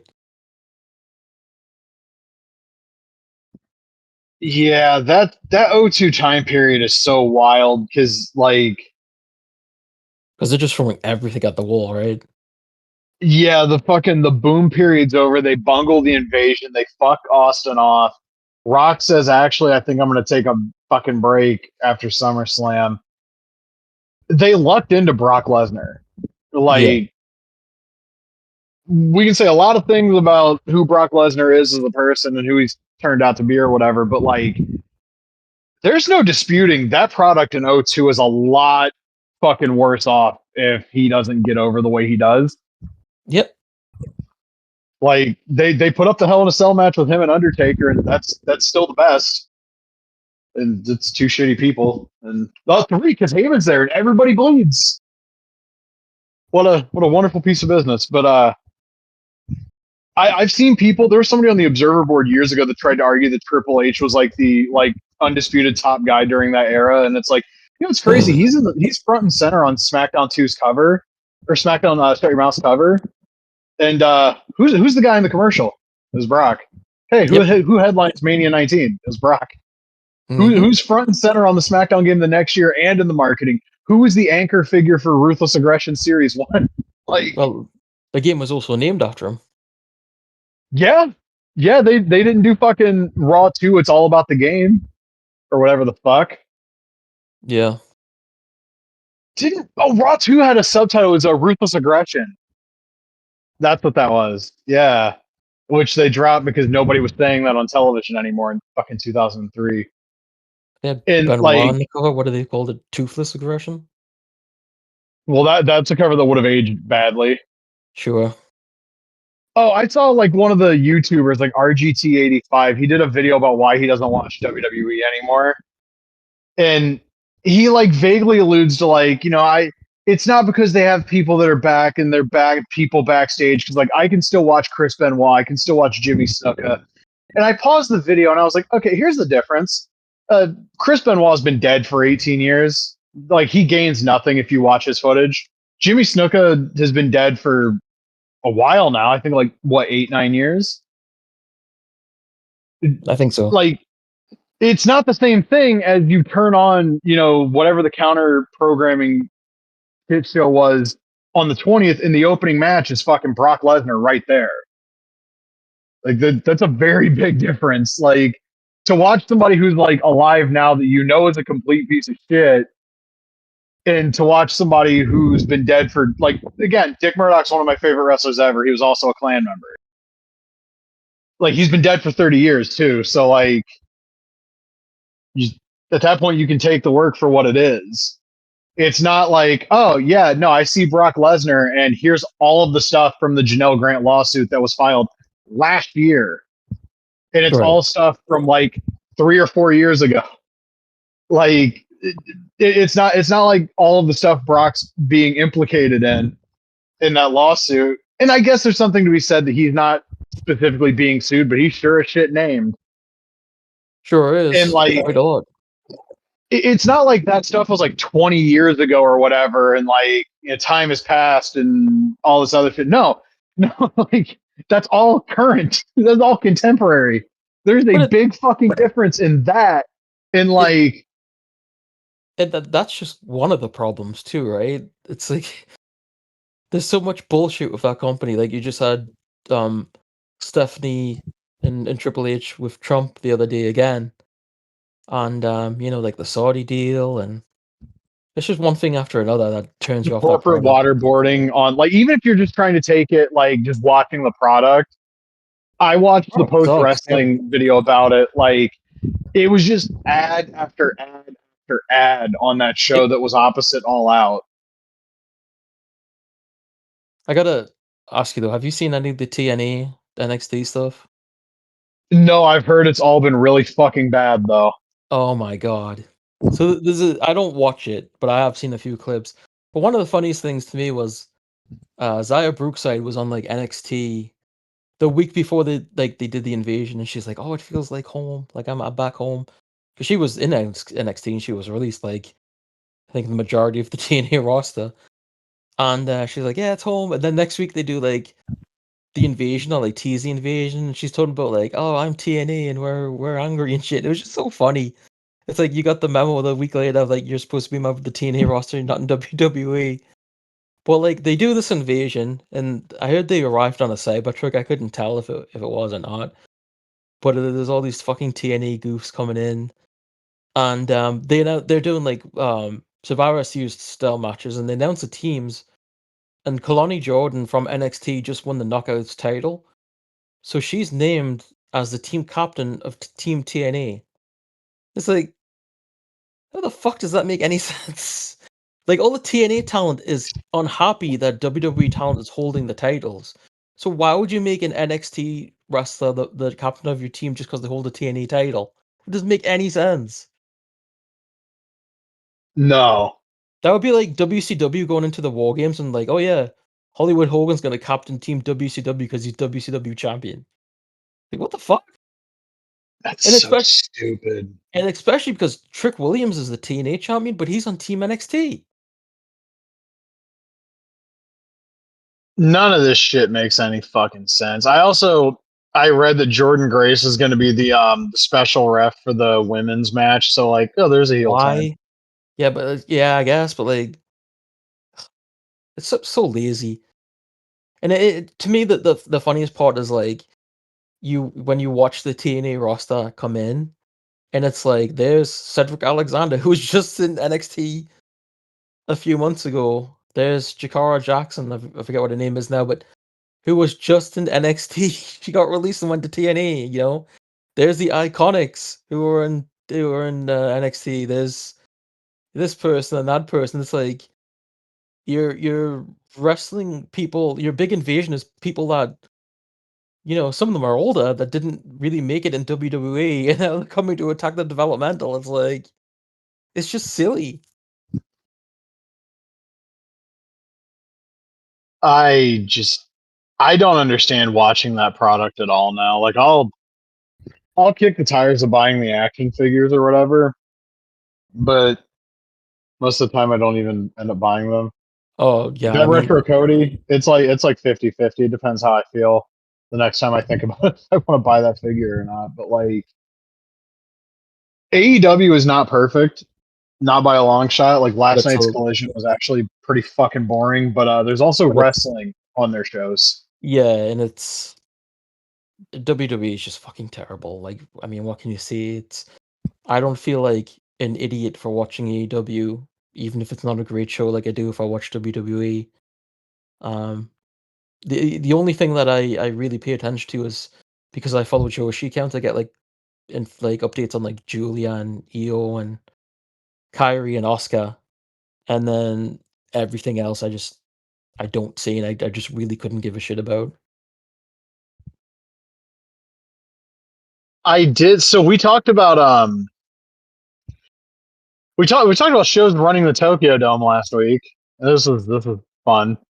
And then you sent me like right after we were done recording that I think it was last Sunday at least that Chris Charlton was claiming this is like the fastest pre-sale for any Wrestle Kingdom ever. Mm, And I was like, well, I don't really believe it coming from him because it's Chris Charlton and he's a fucking goof. Um, just being honest. But then New Japan put out they've already sold 20,000 tickets for the show. And I'm very curious now to see who exactly they put in that match with Tanahashi. Because what did the Muto retirement do? Was that 28? It I don't know, but probably something like that. was 2023, right? I don't know why I clicked on 2022. I could be wrong, and I probably am, but I've just got the gut feeling that it's going to be Nakamura. 30,000, so literally just under 30,100 fans. Hmm. I don't see any conceivable way that this show with 3 months to go doesn't get close to 30. I feel like 30 is probably a certainty. Yeah. Tanahashi's opponent is the key to, are we going to draw 30 to 35 or do we maybe push it closer to 40? And to get to 40, Okada would be a good one because he, in terms of like just mainstream appeal and drawing power, he's the biggest opponent Tanahashi ever had. But if you're looking to maybe court some nostalgia, if it's possible, listen, he sucks, but like Nakamura's the one. Yeah, I obviously Okada's like the more realistic option based on the relationship between New Japan and AEW, right? But I just feel like they'll pull a rabbit out of the hat and get Nakamura. I also feel WWE will be like, yeah, sure, because it'll be like they play into sort of teasing dissension between AEW and New Japan, even if it's not the case. Like I feel like they'd be like, "Oh, you really want Nakamura? Well, okay, you're working with us now." You know what I mean? Even if it's not true, like it's their way of like. I mean, they love to fuck over AEW, right? So anything that they could do that could mess with like the perception of AEW with New Japan and stuff, they would take that up on it, right? Um, Apparently, Nakamura's contract might be up soon. oh, there's another thing. If his contract runs up, then and everything works out, that's another possibility. That's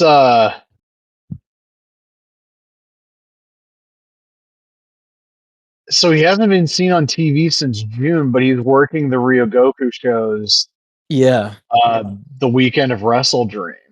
I think he's seen with Chiyu, so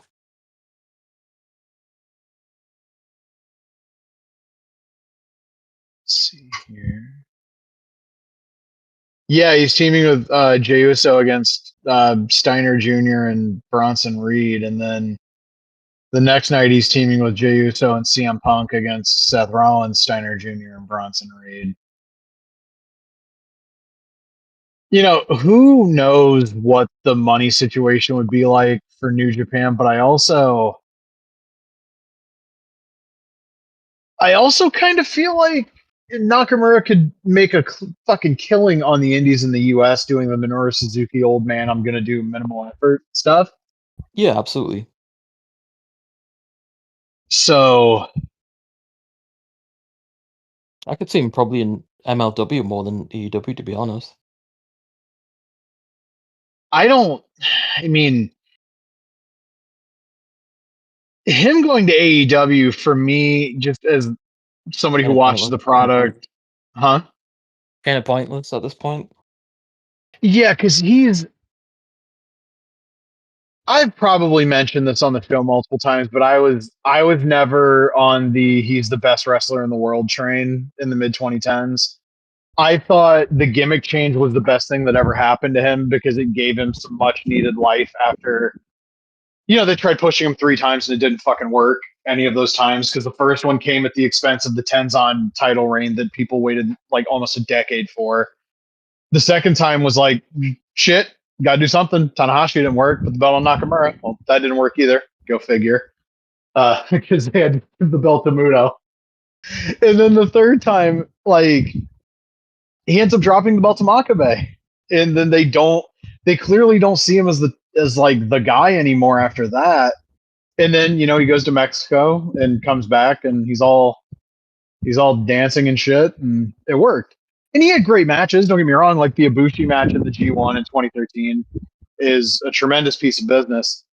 And he has, you know, the match with Ishii, which is really good because stop me if you've heard that before. And, you know, like people really love the AJ Styles match. I did that. The Ibushi match in the Tokyo Dome was great. There's a lot of good matches with Shinsuke Nakamura in that time period. But also, there's all the other matches he has during that time period where he clearly doesn't give a fuck. Like, people bust on Okada for phoning it in. And Nakamura is a far greater offender of that, both in Japan and in America. That dude he does the absolute bare minimum, and a lot of the time, the absolute bare minimum is just not fucking good enough, to be honest. And you know, he's what, 45 now, something like that. Probably around there. So, what does 45-year-old Shinsuke Nakamura in a Tokyo Dome main event look like? I'm actually kind of curious to see. I'm not gonna lie to you. I'm actually kind of wanting to see it. I have a soft spot for Nakamura. I mean, at one time he was my favorite wrestler. He's my mom's favorite wrestler, and That's crazy. My mom hates him. Oh, really? Yeah. I was there for him and Sami Zayn too, which was like just like a crazy cool experience. And obviously his like charisma was off the charts and stuff. And there's a music video he did with Tempura Kids, which was very fun and cool. And like Subconscious, his theme song in New Japan with that entrance was like Dude, awesome. yeah. Yeah, so there's like a lot of stuff to like about him. You said he had a lot of great matches. So when you just put everything together, I was like a huge fan. Um, but yeah, I mean, he has times when he doesn't want to do much, but also like when it comes to like more modern Nakamura, WWE didn't really do him many favors. Like I was at WrestleMania 2 when he lost to AJ, and he really should have won that match. And then they give him the low God, blow people gimmick. had such high expectations for that match too, and I watched that knowing it wasn't like the Dome match again. People liked it. I was kind of ambivalent to it because immediately before that, Shibata versus Ishii, and that was the main event of that show to me. Was those guys having the big Tokyo Dome slugfest, which it was amazing. But like the WWE match was never going to live up to it, and then I felt bad for everybody I knew that was excited for it because when it was over, I was like, "Fuck, that sucked." And then yeah, the low blow, I forgot about that. They turned him heel right after. So that was.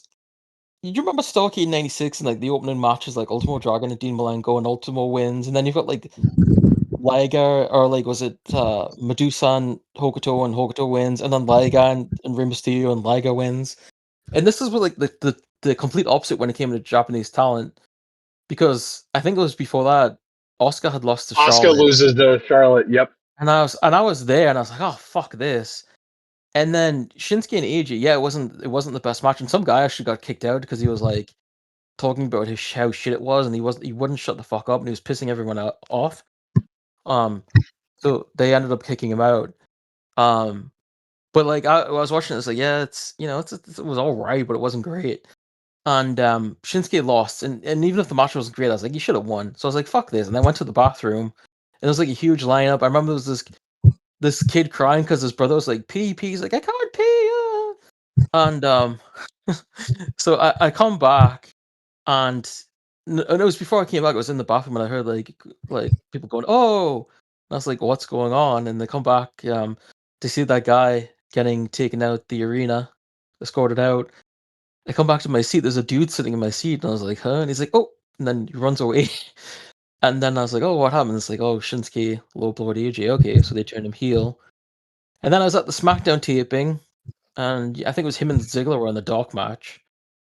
And it was like, okay, well, if he hasn't won the title, like this is gonna be the road to it, right? Like you've turned him heel, he's got to win eventually, and he just doesn't. He just loses and loses and loses and loses, and then he wins like secondary titles, but then he never wins the big one. Look when they did the whole samurai thing with him, and they had him, or even before that, they had him feuding with Seth Rollins. He lost again. And then he turns into a samurai thing, and he wins the U.S. title again, a secondary title, and he does nothing after that. So I mean, their booking of him as a whole has been really shitty. I mean, look, the whole reason he took on AJ anyway is because he won the Royal Rumble. Like it doesn't get much bigger than that, right? And they fucked it all up. And the way they had him win that Rumble felt like a pretty emphatic statement because like he he eliminates Roman and Cena to win that Rumble, like the Right? current Yeah. ace and the previous ace. And I remember at the time because I watched those two Rumble matches, and I had an Adam Cole fan in my mentions because I was like I did shit talking Adam Cole because that's death taxes and me not liking Adam Cole. There's the three certainties in life, and I was watching those Rumbles, and the women's one was really fucking bad. Also, Stephanie McMahon being on commentary, Ugh. fucking Ruby Soho, whatever her Fed name was, she comes out, and Stephanie's like, she's used to making history, and I'm like, what history? What? And I like Ruby Soho a lot, like she's good, but like that line made no fucking sense, and nobody actually took the over the top rope bump, which I understand. But it was very funny. Anytime somebody got sat on the top rope, you knew they were about to go out. And then there Mhm. were points where, like, I want to say it was Sasha Banks. She was just like gone for like a lot of the Rumble. Like, did they not have faith in like the talent to actually be out there for like 40 minutes that they needed to lay on the floor and sell? It's such a weird match. But then Asuka won, and it's like, oh, they put over both Japanese talents on the same night. This is a big deal. And then they fucking, Asuka has been booked far better than Nakamura. But like, I remember when that Mania was over, I was like, "That's the worst WrestleMania ever," and there is no reason to be optimistic for how any of these fucking people that were really over tonight are going to be booked ever again. It's wild when you especially look at those two careers because Nakamura obviously was a huge star in New Japan, and he comes over and they build him up and stuff. But then I mean he wouldn't clean over Cena if you remember. He dropped him on his head on SmackDown, Yeah, and he did the compared to Orton too. compared to what ended up happening with Nakamura, and you look at Oscar, who like obviously was an independent talent in Japan, and they view her now as like one of the biggest women's legends of all time, right? It's just crazy, you know? It's crazy how she, of all of those like 2000s Joshi girls, she was the one that came over and like kind of made good. Like, she's a huge fucking star, Yeah. and that's not to discount like EO, but like, I guess I could consider them the same like generation, but like it's crazy to me that the company pushed one Japanese woman as like a huge star, much less like multiple. Yeah. And it's cool to see. Like I have the Oscar. I think I still have the Oscar Ultimate. That might have gone to the toy department. Actually, now that I think about it, that's a great figure though. Like one of the She better Mattel figures. she's someone that, like, you can see, like, having like, once she retires, like, would still be involved backstage in some capacity or, like, in NXT or something, and, like, someone that as soon as she's like, "Ah, like, I'm done," like, they're gonna put her in the Hall of Fame and give her a legacy. Like, it's hard to imagine her not being in WWE at this point because she's already been there for a long time now, A which decade. yeah, which again is like I couldn't have imagined that it would turn out for her as while they fucked her up at that WrestleMania. Like overall, she's had like a pretty crazy career in WWE. Yeah, and it's awesome to see. And I remember the first like I think she was DLC for 2K16. Correct me if I'm wrong on that.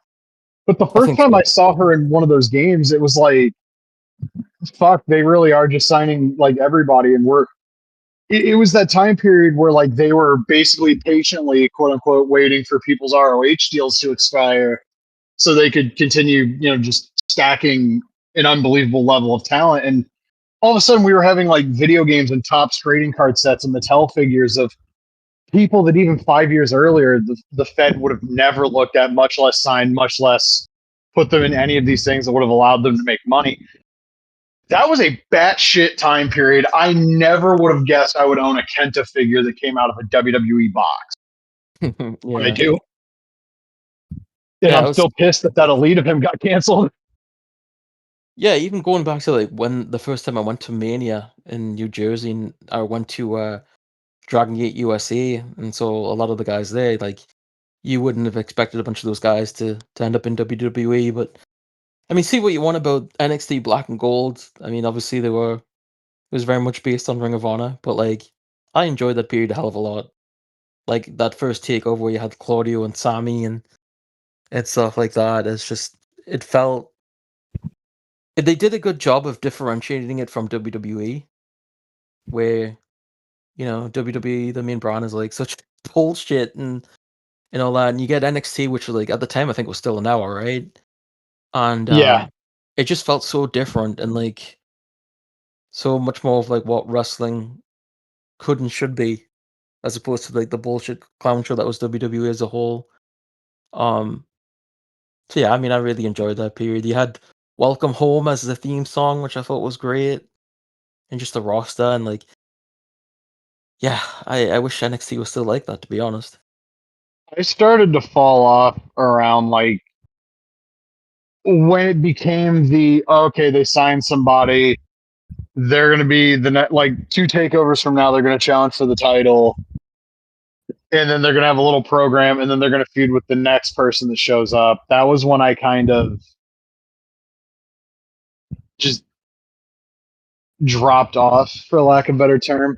And they were still signing, like when they signed Kyle O'Reilly and Biff Busick and Roderick Strong, and Bobby Fish, because he was Kyle's primary tag partner at the time. I would peek in to see what they were doing, but like they settled into a formula for that TV that I just didn't particularly enjoy. Hmm. But I loved like the 2014, 2015 stuff. But there was also like goofy like WWE Gaga bullshit. Like you had Enzo and Cass and the Vaudevillains and the fucking Ascension. And like eh, Tyler Breeze, another example of like just goofy Gaga bullshit. But the stuff that was good was really good, and it was better than anything they were putting on the main roster product, like by a mile. Yeah, I just think that if those guys had debuted in WWE before NXT, like what you would have had on the Oh, they main would have been roster. screwed. Oh yeah, and I think what they would have done with them on the main I mean, the Ascension was screwed, right? Um, but I think like if they debuted on the main roster before NXT, they would have probably had a lot worse ideas for what they were going to be, or it'd have been like far more over the top. You know what I mean? Yeah.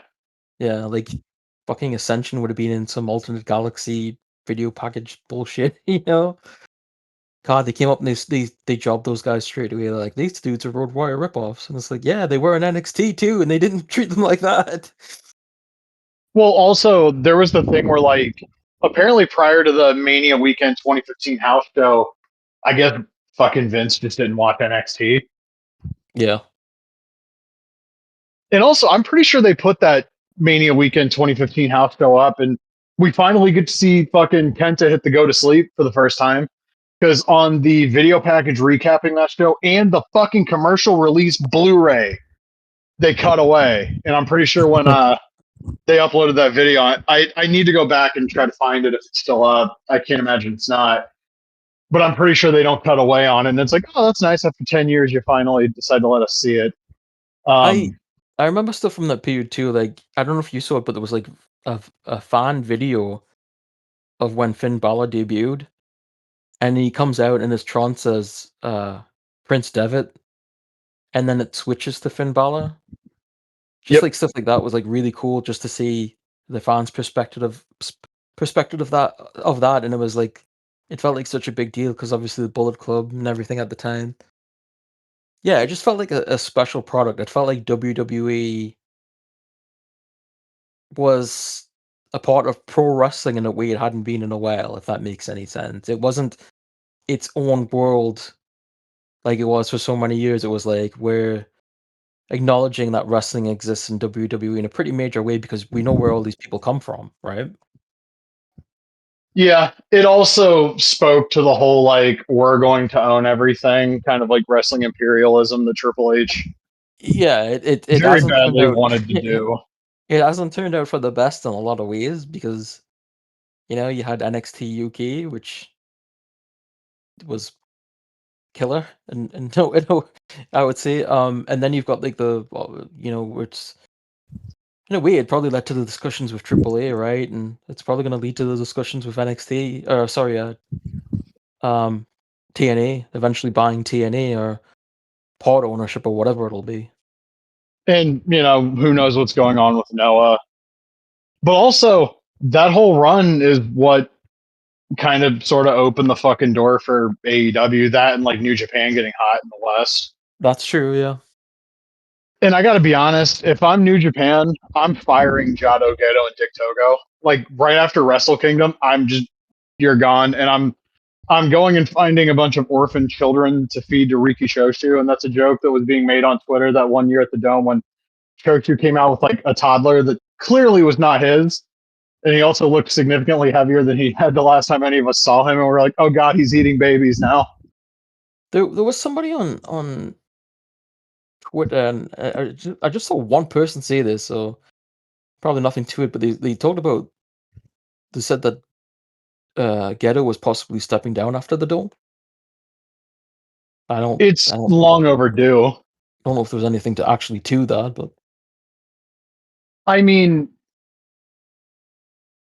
his whole big run was built partially on the back of stuff Choshu had booked. Like Tanahashi going over fucking Muto, that was the pretty sure Choshu still had the book at that point. And then, not to discredit his ability for matchmaking and figuring out the right times to put people over and stuff, although he wasn't always good at that. You inherit a promotion that's heating up. 2011 is honestly just a maintenance year. They don't really move anybody up or down in any meaningful way. 2012, you get the big cash infusion from Bushi Road, where the marketing is centered not around Tanahashi, but the guy that just came back. And that's another thing that like people don't talk about. Go look at the first like King of Pro Wrestling trading card box. Okada's was prominently featured on that as Tanahashi. All of the marketing for that game was centered basically around Okada to a certain point. When they started doing the more legend focused sets, he's still on the box art for some of them, but like he's not the focus of the commercial. That Bushi Road boom was built on the back of the fucking Rainmaker. And anybody that says, like, no, it was actually Tanahashi. No, it wasn't. It was Okada, which is why Dave complaining about Tanahashi dropping the belt to Okada just looks funnier and funnier the further you get from it. Like, oh, he gets nervous in big situations. 3 weeks later at Cork Hall, Dave's writing about how he's done a fucking 180 on Okada because of the Naito match, which in itself is really funny because for years, Dave would not fucking give Naito credit for being one of the best wrestlers in the world. Like, he was, in terms of the high-end New Japan main event style, Naito was the best guy that they had, and Dave just didn't see it for years until Michael fucking Elgin told him. That's another thing about the era of the Observer. Go back and you can fucking figure out easily who was talking to Dave. But like that whole run is built. Yes, Tanahashi's a big part of it. The focal point of the marketing for a lot of it was still fucking Rainmaker. Yeah. And a lot of bookers could probably have done the same level of business as Gedo did, because it's not hard to fucking figure out. You keep Okada near the top, you keep Tanahashi near the top. Nakamura's like your biggest house show draw. You give him something to do. But there's also stuff that Gedo did that I think is kind of dumb. Like, why do you not book Okada? Maybe not on January 4th, but you damn sure in like 2015 could have booked another fucking stadium and ran Okada and Nakamura for the heavyweight title, and you would have made a boatload of fucking money. Yeah. Like, that was a match people really, really, really wanted to fucking see. And they did it the G1 final at the Seibu Dome, which didn't draw great, but also was in the middle of a fucking typhoon, and during intermission, you would just see people getting rained on. So I wouldn't go, no matter how badly I wanted to see that match. That's shitty fucking weather. But like, there's the whole Okada not beating Tanahashi to become the ace until 2016, even though for the Japanese fans, it was very clearly established when Okada beat him at King of Pro Wrestling 2013 that Okada was the ace now.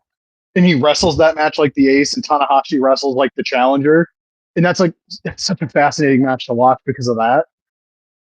And then because we got hot in the West, we have to retell the fucking story again. And then AJ Styles gets involved because he's available, so why not? But Ghetto inherited a lot of stuff that would have been really hard to fuck up. And then once the promotion doesn't have as much momentum and those guys start leaving, how does that New Japan product look now? Yeah. Because a great booker can probably overcome not having that roster anymore. Especially when, like, okay, the elite leave, that sucks. You still have that roster. The pandemic happens, that sucks. You still have that roster. How the fuck do you bungle it this badly? I don't even know who they could bring in. I doubt Choshu even watches the product anymore. You know who I would, because he's kind of adjacent at all times now, because it seems like he still kind of cares. Give Chono the book. Yeah, maybe. It could be interesting. One thing I think they need to do regardless, and I'm going to say this as bluntly as I can, look at the roster, find everybody on that roster that's not Japanese, and cut all but like 4 of them. I looked at that King of Pro Wrestling card. You do not need a Westerner in every fucking match. And you certainly, and I like Zack Sabre Jr. Zack Sabre Jr. is fucking great. He should not be the IWGP Heavyweight Champion. You have Takeshita. And I understand he's under contract to AEW. If I'm New Japan, I'm like, hey, Tony, listen, I know you want to do this Okada thing. Can we have Soup as champion for 3 fucking months? Do whatever you want to do with him and Okada in like January. Let us have this one right now. We really need a big beefy heavyweight champion, like a Kensuke type. Yeah. You know what though? I would keep Oleg Bolton. Yes. He's really fucking good, and he's learning at a rapid. Like every time I see him, it's like, oh fuck, he's gotten better. Like if you gotta have a white boy, that's probably the one I'd want. Actually, is him. Just bring back Hisei Ishingun. I'm talking about all the original members. I don't give a shit if they're old. Put them in there in their purple pants and have them take over the roster. See, I'm down with this because anything that gets Koshinaka back to like an IWGP heavyweight title situation is something I'm for. Those Pro Wrestling Master shows were really fun. Those were Muto produced. Yeah, exactly. Yeah. I have the first one. They did a commercial Blu-ray on Amazon back in the day, and I got it. If you give Muto the book, he'll come out of his wheelchair and pin Zack Sabre. If you give Muto the book, he'll try to sell the company to WWE. I love that old bastard, but I don't trust him. No. He can do the Muto hands and be like, yeah, all he wants, but I know he's on the fucking phone to Sonny Ono like, no, seriously, how can we get a payout out of this?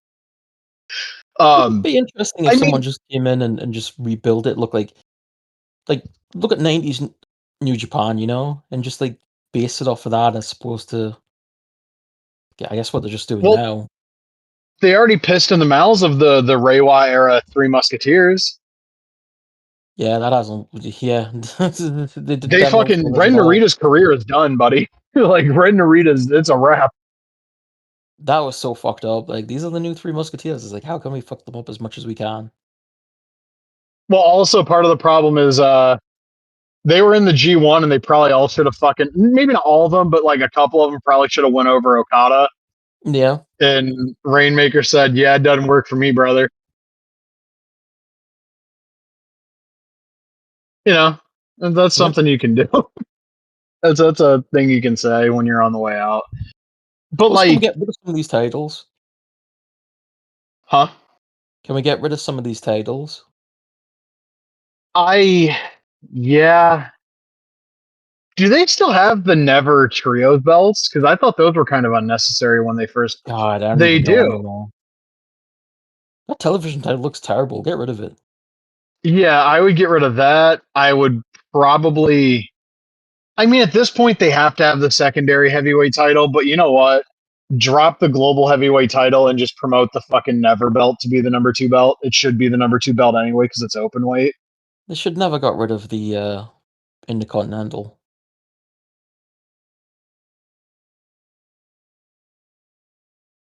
I I don't know. I didn't like the name of it from the second they unveiled it because it's WWE. But like, yeah, the purpose it served. I mean, that's what the global belt is now, right? Because they unified the U.S. and When I hear the global though, Intercontinental belt. I think of like TNA.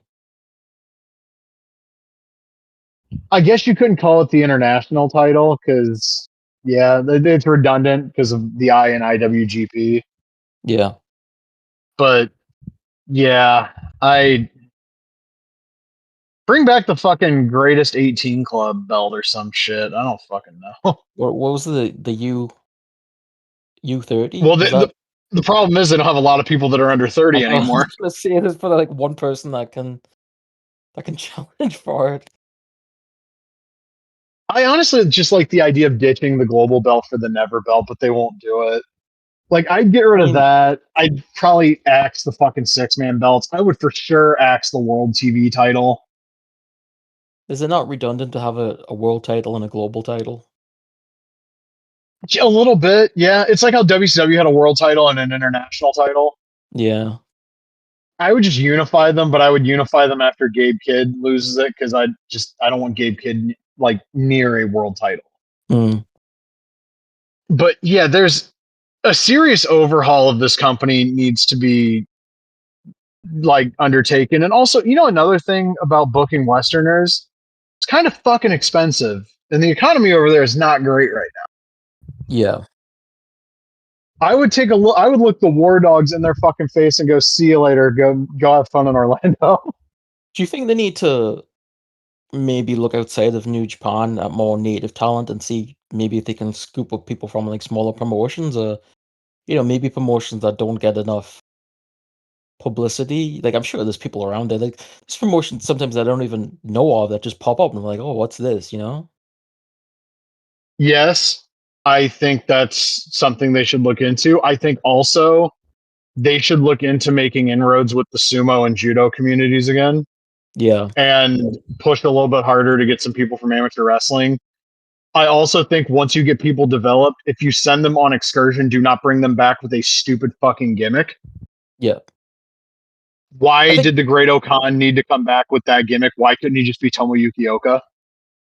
I think obviously it's harder these days with the where pro wrestling is in Japan.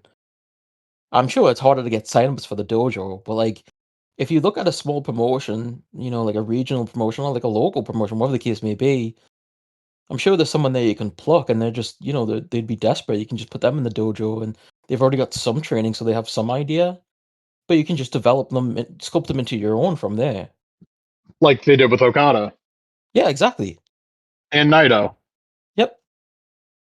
Yeah, like I understand the mentality of like, I don't want the big promotion to sign everybody from the smaller promotions, but like, hey, Kaito Kiyomiya, you want to fucking come actually get booked? Yeah, but like not even Like, him, but like even someone even lesser known. Just there's got to be dudes out there on like independent scene that have some potential. right. But I'm just saying, like, ditch the fucking War Dogs, and you're probably going to have more than enough money to bring Kaito Kiyomiya Probably. Is he in. And wrestling Tanahashi? is he wrestling him or is he teaming with them? Oh, I don't know. I just saw him come out at the show after when Tanahashi was in the ring. Because I know they're doing something, but I don't remember if it's a singles match or a tag match. They're teaming up against Marufuji and Keno, which would be something Ooh, if Marufuji wasn't being held together by fucking you fishing have twine and. you have Marufuji, and then Tanahashi might not make it to the Tokyo Dome. And then, like, we got Fujita wrestling Minoru Suzuki on that show, and that's a battle of guys that people hated on the internet 20 years ago, and I love both of them. That's Here's my interesting. thing. Kazuyuki Fujita, at his best, is not a conventionally great pro wrestler. He does stuff that looks like it hurts for real because it does. Yeah. And he has like an aura in the mid 2000s. He had a fucking aura like very few people since could ever hope to like approach. Like very much like whatever your pick for like the peak aura of like Brock Lesnar in the 2010s. Like Fujita had that a decade earlier. And Yeah, he was someone that definitely stood out, and it wasn't just because of his blonde hair. like he was fucking gigantic. He was legitimate. He dropped Fedor. He beat Bob Sapp in a shoot. In Yeah. terms of like Japanese pro wrestlers that translated well to MMA, he's like the one. Mm-hmm. And everything he did had a tension, like it could fucking like this is the finish. Like the most minute thing could end the match because it's Fujita. And even at the end of the 2010s, when he first showed up in Noah and he was doing like power bombs and stuff now, like, yeah, that's the fucking guy. He can barely move now. I don't know what's happened in the last few years, but like he doesn't move very well anymore. And Suzuki's not, super fast anymore where he can make movement around him. And I love Fujita, but one of the biggest problems with him is he just never wanted to do a fucking job, and it leads to like Kensuke getting choked out, and then fucking Fujita gets pinned, but Kensuke's on the mat dead, and Fujita just walks out of the ring and goes, I don't fucking care that I lost. Right. Like, not wanting to lose to Go Shiozaki, so guys, I got COVID. Like it's funny to laugh at on Twitter, but like also at the same time, like I'm the biggest Fujita fan most people are ever gonna fucking meet. I was in the trenches. I was especially in the trenches in the late 2010s when people on Twitter were trying to be like, no, he actually sucked. And I'm like, no, fuck you. He was good. But like, why are we still booking him in 2025? Like, he's not going to sell any tickets. The Suzuki match, if that could have happened in like '05 in the G1, it would have been my match of the year, being honest. But I have zero interest in seeing that. And also, like, Noah in general just has the stench of fucking grisly death on it. Yeah, it's I read somewhere that actually I saw him say that Charlie Dempsey said I'm going to Japan for a month, and I don't think I've even seen him appear once yet. He's going to be on the October 11th Ryogoku show. I think him and that his name's Harlem Lewis. I think they're having a match. Um, they're having a match like sometime soon, and then they're wrestling in a tag match at Ryogoku. Oh, okay. But like, man, who fucking cares? It's Noah. Yeah, I was like, did Inamura even go back to no? I think he did. He was in NXT for quite a while. Apparently, Masa Kitamura is challenging for the GHC heavyweight title. As if anybody could possibly give a shit at this point. Mhm. Yeah, It is I very don't funny to see Noah where it's at now because, like, multiple times they've had a crew of young guys that if they just got put over properly would have carried the torch just fine. Multiple times, goddamn, got to keep the old guys on top forever. yeah, These kids it's don't fucking draw. yeah, it's sad, you know. It's the whole Noah situation is quite sad. Like, I guess they're drawing okay at Cork and Hall, but like, uh, I I don't saw even that. know what the fuck's going on in All Japan right now. I know I Hideki was Suzuki's there and they're bringing in a bunch of literally NXT guys. yeah, I was literally gonna bring them up now. I think the tag team champions are like, what is it, Odyssey Jones and That Zion Quinn guy that used to be married to Harley Cameron. Yeah, yeah, that's the like only thing I know about him. I don't know I if he's I any good or not. I didn't like him in NXT when I watched it. He was pretty bad, and I think what is it, Odyssey Jones was released due to domestic abuse or some shit. Yep. It's okay. And they're working with Hideki, who they both know from NXT. So there you go. Yeah, Hachiman, that Probably. was his name, right? I think. Yeah. And I asked Bill from Mattel, like, can you fucking fast track Hideki Suzuki Elite? And he's like, well, he's got to debut on TV first. Can you make a figure of backstage producer Kendo Kashin. Is he still there? I No, feel like no, I haven't heard. he left, and I think he was appearing in Noah for a bit, and I think now he's just independent. Jeez, what a weird wrestler that guy was. Yeah, he's a. Well, I remember hating him because he won the All Japan titles and like wouldn't defend them and like wanted to leave the company after he left New Japan with Muto. I was like, you son of a bitch. Well, the ROH fans didn't like him either because he showed up as Dragon Soldier B and won the Best of American Super Juniors. Dragon Soldier B, and it's just Kendo Kashin in camo pants. The first time I watched that show, I was like, I know who the fuck this is. Yeah, I don't. You're And not fucking fooling me. I was like, you're just wearing the same mask. It's like, am I? Is this supposed to be like? Yeah, am I not supposed to know who you are? Because I do. Yeah, like I always wondered if it was supposed to be like some sort of like inside joke or some shit, but It's like Kerry Von Erich I don't. coming out wearing a mask and his robe says Kerry on the back. Oh, and ECW, yeah, he was zooming that day, allegedly, with all due respect. God, I'm looking at the G1 results from this year because I actually hadn't paid attention other than knowing Oh, Takeshita I won the didn't watch whole it. thing.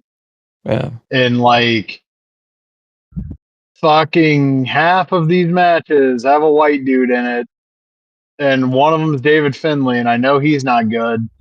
Drilla Maloney, I feel like I've seen him once. I'm pretty sure he's not good. Hey, Callum Newman sounds like a fucking AI generated NXT name from like 3 years ago. I'm willing to bet that guy sucks. What happened to Can Ninja we just Mac? get some like Is he still working New Japan? I don't know. I feel like he went viral for that bunch of cartwheels he did, and that was a while ago, and I haven't heard about him there since. Oh yeah, and the Blue Maga libs on Blue Sky fucking had fun with that because I guess the mentality we've talked about this is like any wrestling is like MAGA adjacent, so you have to be like really angry about it or something. And I just that's like the one big thing I don't miss about Blue Sky is like anytime any sort of wrestling would blow up, you just have like these empty-headed fucking dumb fucks. Like when Sabu died and they were all like making fun of him, and it's like, go fuck yourself. That dude just died. You're on Blue Sky dunking on someone who literally the news just broke about their death. Like what victory are you gaining here? Like what does this actually do? Just very weird. And then Twitter's the other side of the same coin where people are just awful to each other for no reason. And I'm glad I don't deal with any of it anymore. Yeah, it's you don't even really get discussions on there anymore. Really, it's just like the only time anyone like likes your stuff is when you post like bullshit. Yeah. Yeah, you can't really shitpost on Blue Sky either, at least in any sort of way that is actually funny to read. I mean, I like I don't go on Blue Sky a lot, but I like that when I do use it, there's people that I'm familiar with and I know that respond to me, and like they're the only people because I don't have anyone else. I don't have any like randos on Blue Sky really,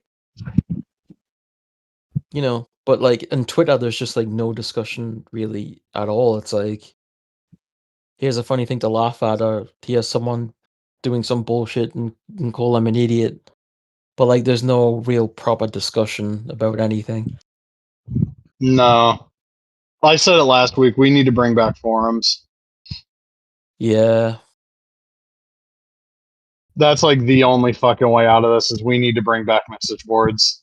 Well, Critical Club is around, no relation to us, but if you want like information on not just Fire Pro, but a whole bunch of wrestling games and you want instruction manual scans and a whole bunch of cool stuff like that, that place is around. Yeah, it's better than the Fire Pro Discord that Had people defending the picture of Schlack with the neo Nazis the last time I was in it in 2018.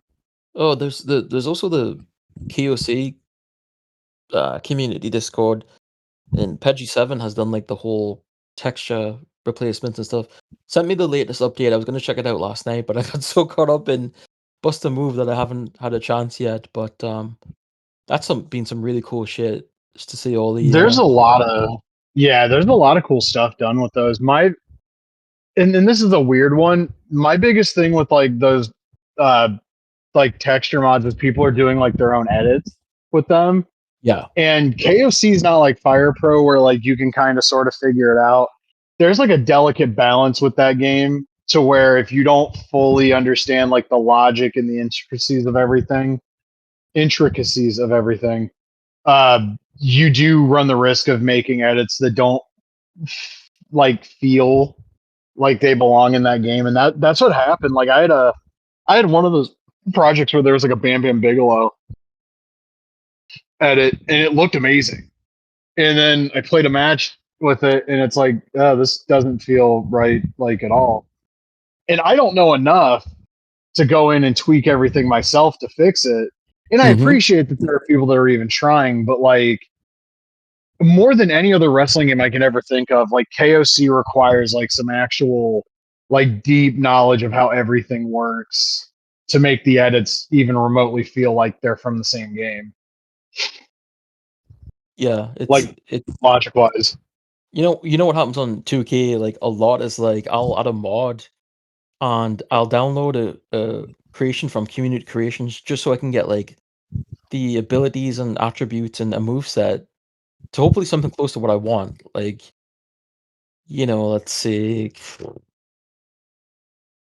trying to think of someone. Let's say hologram, and like I want him his stats to be in like the 80s, like 81 or 82 or something like that. Let's just say that. And you'll download the creation that might look very good. And even if you don't want the creation itself, I mean, you're just using it for the mod. So once you get the stats and stuff, you can just delete it. And then you look at the moveset and it's all fucked up. And he's got like an F5 as a finisher and shit. And it's like, oh fuck, like why do people do this shit?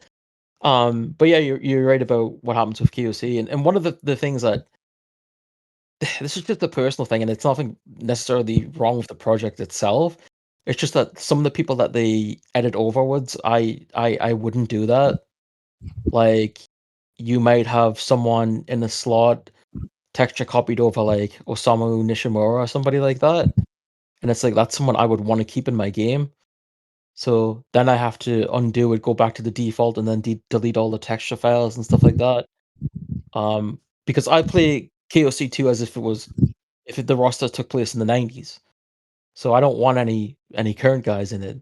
Um, but like a lot of the older guys are replaced, so then I have to make changes to that, and it can be a bit tedious. But that's just my own thing, right? That's on me. I I hope we get some updates on some of these Aki projects soon. I did see a video that somebody sent me from Randy Man who Retro Randy Price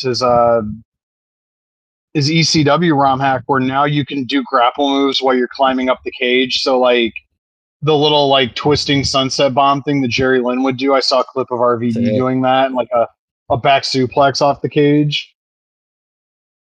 This is what I asked And for. If you remember, like a few months ago, I was like, why can't we do this shit off the cage? Like the most you can do in 2K is like ram someone's head against it and they fall to the ground. It's like, why can't we do fucking moves off a cage?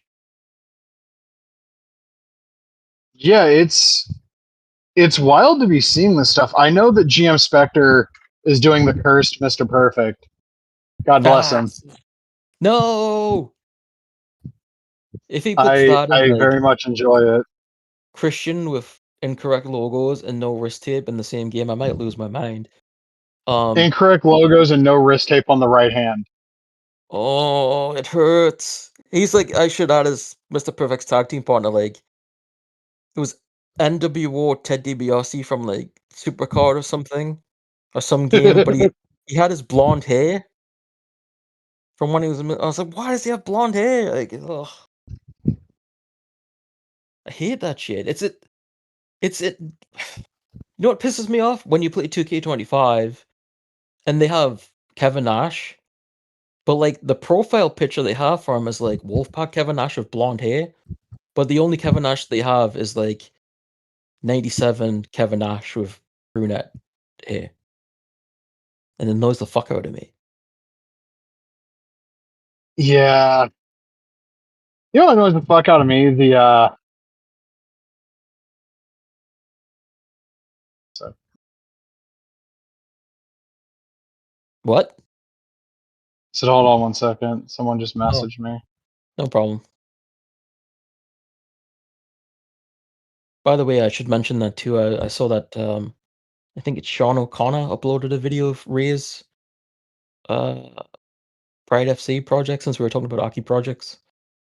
It was Takada against Mark Kerr. And yeah, it's another project that's out there that's very, very cool. Yeah, I don't know if my movesets for people were implemented, but I did send them off. I do know that. But you know what annoys me in the WWE games is the '90s, like the '90s NWO having the 2002 fucking like gray filter.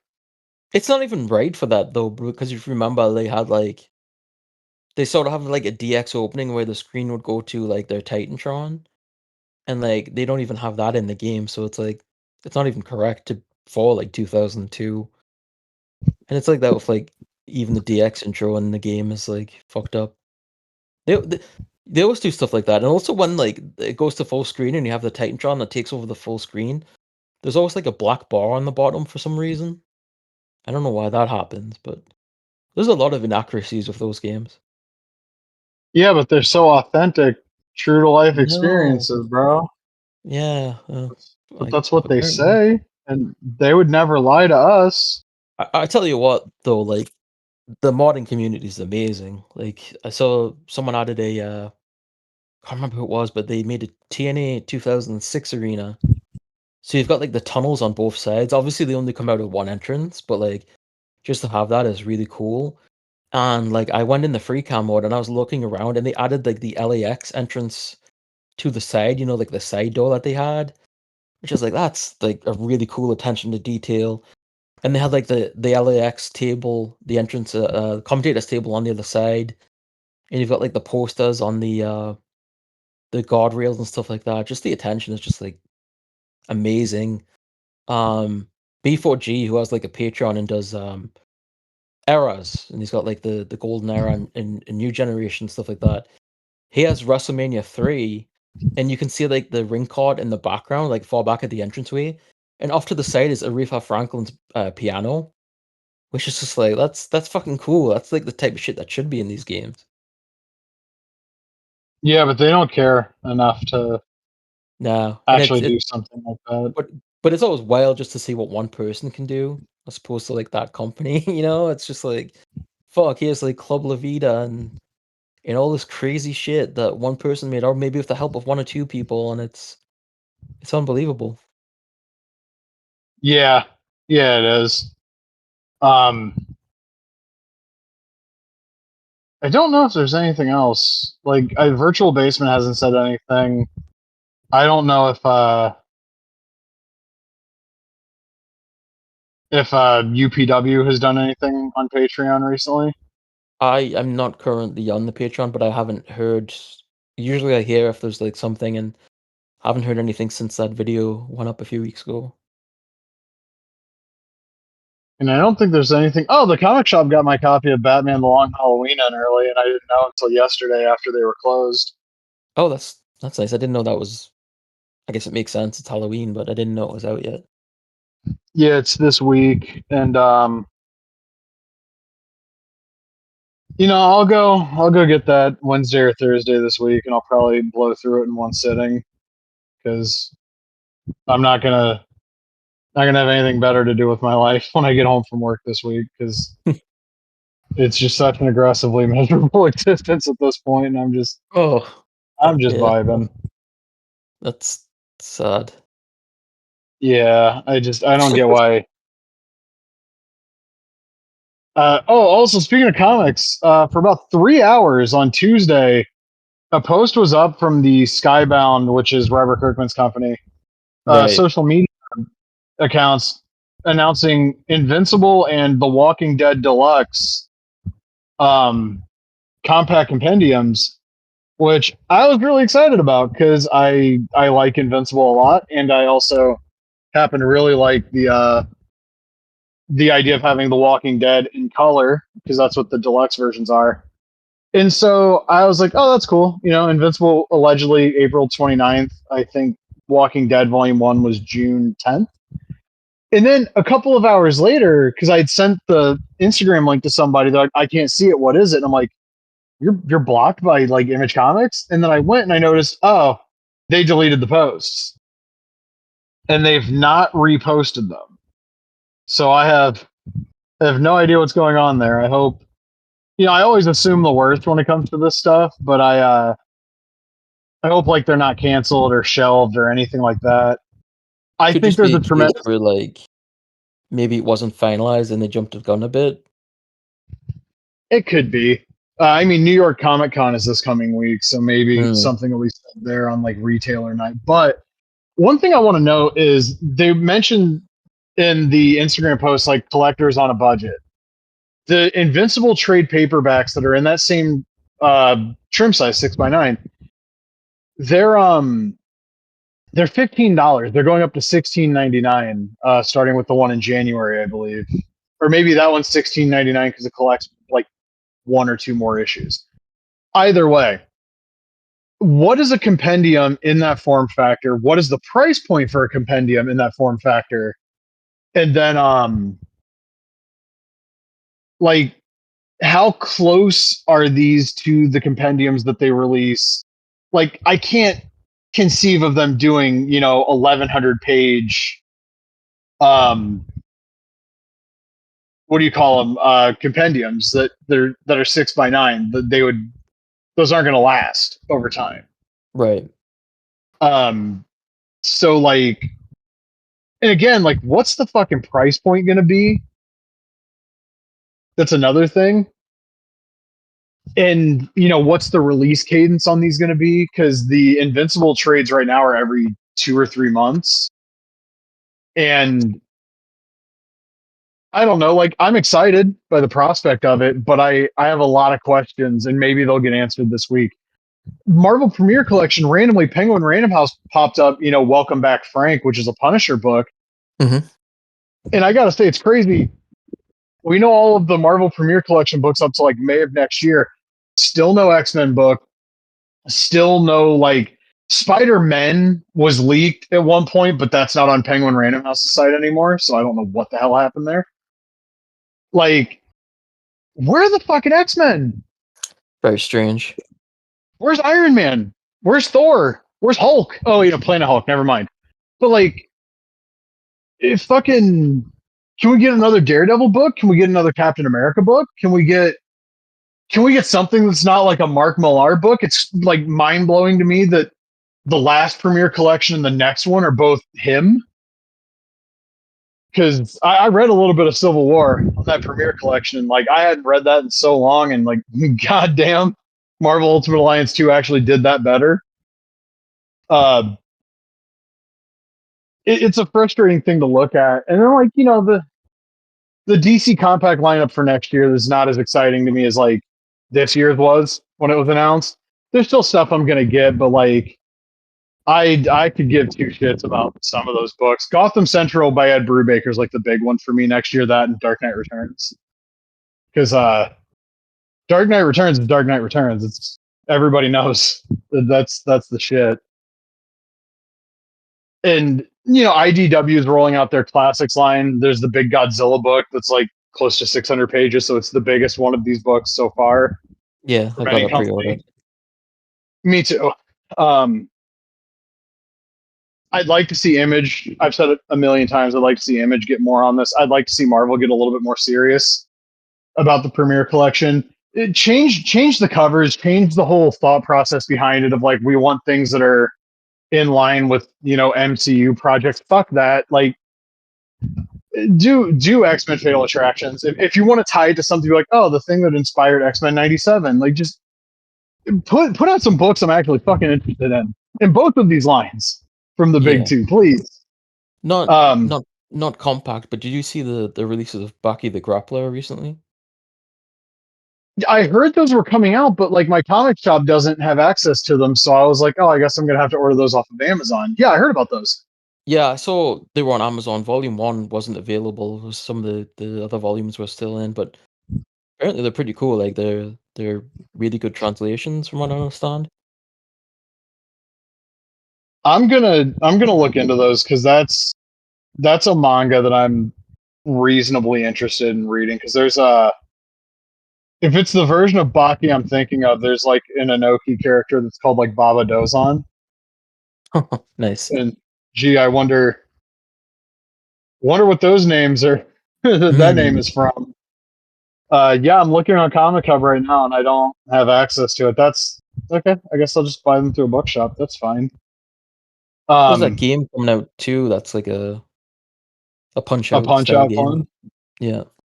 Yeah, and if you look at the comments on the YouTube video or the YouTube comments on the trailer, you'll fucking lose your mind because it's just Yeah, I ain't why doing it. don't we have a AAA game? Go fuck yourself. That's why. Uh-huh. Not everything needs to be big budget. We literally talked about Cosmic Invasion at the start. Like, I That's why the business is in the position it's in. yeah, and I guess we should end the show talking about the EA thing, right? Oh, before that, I just want to talk about how shitty it is that McFarlane keeps making these Mortal Kombat 2 packs where you'll get like a bloody scorpion, which is really cool, but then it comes with a blue Liu Kang, and like I don't want that. I just want the red, which I already have. And then Oh, you'll get Scorpion like, is with Raiden. Liu Kang's with Reptile. oh, okay, so it's the opposite way. Yeah, well, yeah, you get like the reptile with like his true form face, which is look really cool, which you don't get in the single pack. But then you get the Liu Kang you don't want. You get a red Raiden. Like, why did they fuck this up so bad? Like, just add the multiple heads to the single, and I don't know. It sucks.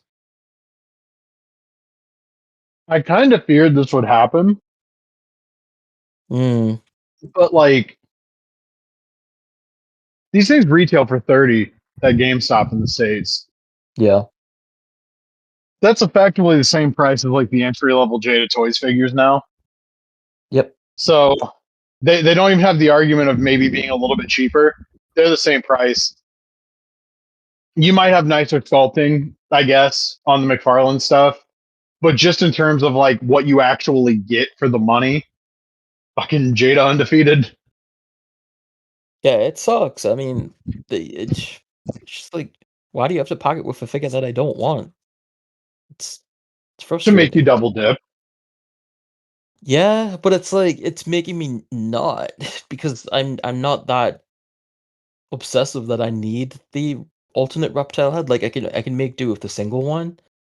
It's just that, it'd have been a lot cooler if it was in the single packaging, but it's like the Superman figure for the movie came with like there was a deluxe version, right? That came with like crypto and multiple heads, and I bought that. I mean, you could have done some stuff like that for the Mortal Kombat figures. Like, I might have paid a little more if you had the stuff that was in the double packing as part of like a deluxe single line. But no, they've just got the regular singles and then the two packs, and everyone gets fucked. It's so strange that like for somebody as forward thinking as McFarlane was in the 90s when it came to the toy industry, he does not fucking get it now. Nope. And it does feel like on some level that maybe he just wants to make the statues and shit and doesn't want to make articulated figures anymore. And if that's the case, man, just fucking stop doing master toy licenses then and just fucking just do what you got to do. Well, he's not Like, very good at getting like if the Spawn movies any indication, he's not very good at like pushing himself forward into new directions because that movie ain't ever coming out. no, but the one in the 90s did. And apparently I the like that 4K of movie. that is incredible. Yeah, I was interested in getting that. Maybe when it goes down a little bit in prices. The Amazon days is coming up, so hopefully there'll be some deals on there. Yeah, hopefully. I Right, EA. Um, Oof. so I guess we're getting a Toys R Us style leverage buyout of EA, and I guess the big player in this is the Saudi private investment fund. Which I believe is how Newcastle United is owned as well through Ugh. the same fund. Also, that's like the it's being put together by like Donald Trump's son-in-law. Of This course it firm. is. Yep. I There's one thing EA has on the horizon that I'm super interested in, and it's Star Wars Zero Company. And EA aren't even the ones developing that; they're just publishing it. It's being developed by Respawn and BitReactor, I think, is the XCOM devs' new company. But this is not good. It is. This is not like we need less of hedge funds and Saudi money in video gaming. And I understand they've got their hooks deep into some Japanese companies. Like I think Capcom is one, Nintendo is one, SNK. SNK is obviously one. Yeah, I don't have a good feeling about this. I also just don't. EA hasn't meant a whole lot to me in a long time. Honestly, since like the mid 2000s when they had Def Jam and the Lord of the Rings license, and the EA Sports brand still meant something. Yeah, But EA as a whole doesn't mean a lot anymore. Like I don't. They've still got all these brands, like Madden and stuff, but I never view them as like. I don't even view them as a big company anymore because it's like I can't remember the last time I played something that was EA. Um, but then you remember stuff like, oh, they've got like Mass Effect and stuff like that. And it's like, how far do you think would you think that those games will end up being censored? Like, is Mass Effect gonna end up with less romance options and be less sort of open? Is The Sims gonna be censored in some way? If they do more of those. That's the type of stuff I'm wondering about. yeah, I worry about a lot when it comes to the video game industry. And then you have like the Microsoft stuff where like, yeah, Game Pass isn't profitable. They're hiking the prices on that shit again. Obviously, Microsoft openly cooperate with the IDF, which is not a great look either. They feel Obviously, I'm being done. polite when I say that it's fucking huh. They feel like just done. Like it feels like we're maybe close to like Microsoft just being a publisher. They feel very much like Sega at the end of the Dreamcast lifespan at this point. Yeah. Um, they are the ones publishing Ninja Gaiden 4, and that game does look amazing. And Yeah. Call of Duty's going to sell 84 bajillion copies because it's Call of Duty, but like, do we get another Xbox console after the next one? Because we know they have one in development. It very much feels Like, like that's like the publisher is where they would excel, right? I mean, you look at all the franchises they've got, but the hardware is not doing it for anyone right now. no, it's not. It's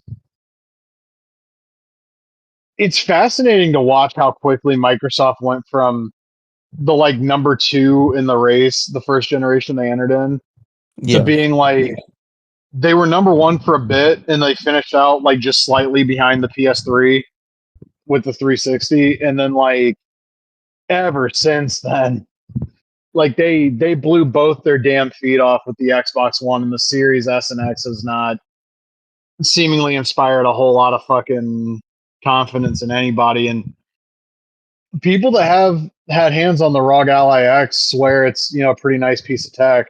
It's also a fucking $1,000 in the US. Yeah, like no one's gonna buy that shit.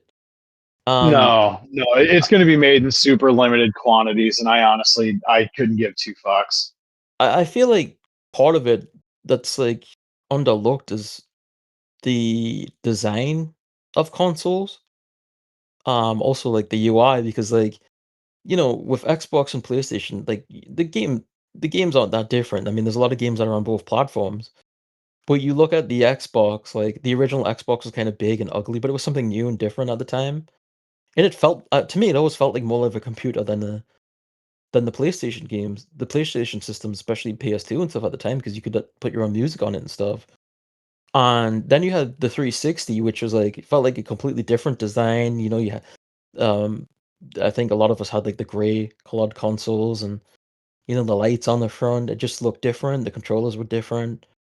Um, and then you go from that, which is I mostly associated with like bright white or like a grayish design, and then you just go to like jet black of the Xbox One and jet black of the Series X, and it doesn't feel appealing. It's just like having this black garbage can, the Series X, like this having a black garbage can in your room, and I think that's an underrated aspect. Is like, do people want this in their living rooms or whatever? And they're not very nice to look at, to be honest. And the Um, Xbox One looked like a fucking VCR. Yeah, and mine broke. My original one broke, and I ended up getting another one for like super cheap because I worked at the store at the time. But actually, this past week I just ordered an Xbox 360. I probably didn't need another one because I've got another one at storage, but I don't think the hard drive space was all that big, and it was original Xbox, so I got a Slim. And I mean, the reason I did that is because there's Xbox and Xbox 360 emulation now, but I never feel like they're where I want them to be. So the only really way to get the games how I want them is to just play them on original Xbox 360. So I did that. I'm gonna mod it. I got a 500 gig hard drive, one that can run original Xbox games, and I'm gonna check out a lot of stuff that I haven't in a long time. It's sad in a way that I have to do that because all this stuff should be available, but obviously it's not. So it is what it is. But as far as like, how did we get on Xbox again? We were talking about EA. Game Pass went up, and Xbox Ah, is doing yeah. seemingly everything imaginable to shoot themselves in the foot again. Yeah. And as far as like EA2 goes and regarding the sale to like the Saudis, there was a time that businesses sort of tried to hide that they were like morally wrong. And now things have just gone the opposite way where like a company can be like the shittiest company and do the shittiest things and they're quite open about it. And not to say nobody cares, but it's just accepted. You know what I mean? It's like, the Saudis can do like these horrible things and kill like journalists and shit, and it's just like, yep, it is what it is. We're still gonna sell our companies to them, and they're gonna be like, hey, Yeah, do you want to come here? Isn't it great? Look at all this. We've got the WWE experience. Don't you want to come here? Don't you want to come to Riyadh? It's excellent, and it's not. no, it's everything's all fucked up, and I It's hate a it. very it's become a very different world in a short amount of time.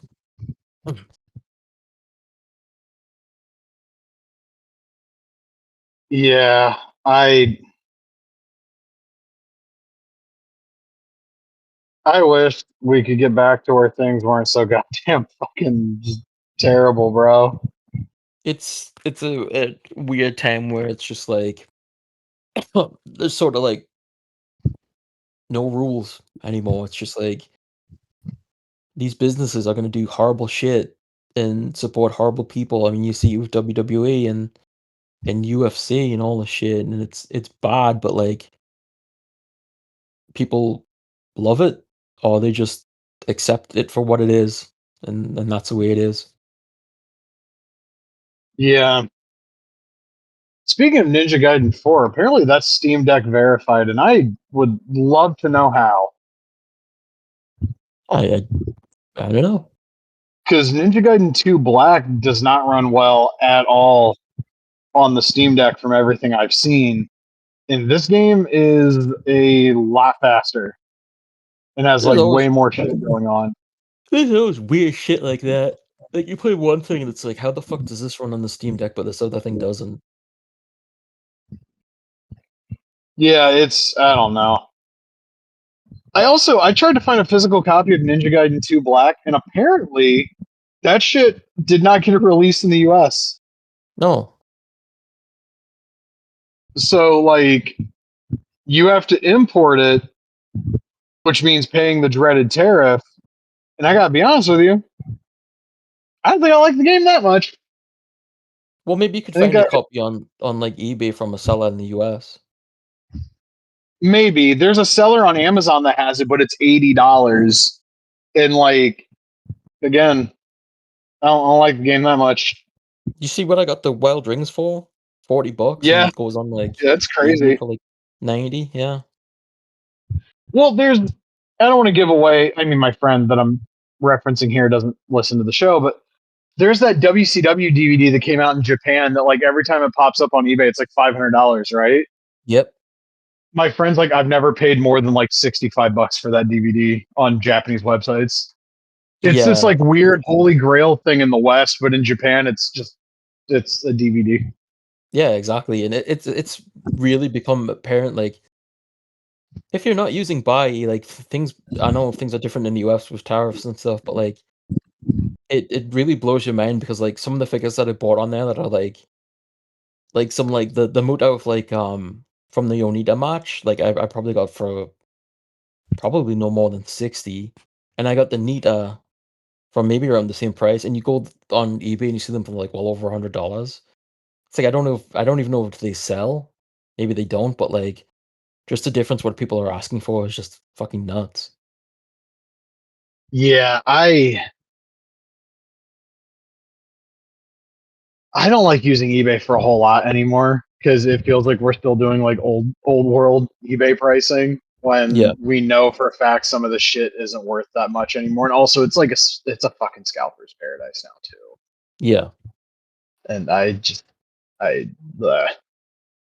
Oh, real quick before we go, the Topps NBA cards were unveiled. They're doing a regular ass like NBA flagship set, and these things look great.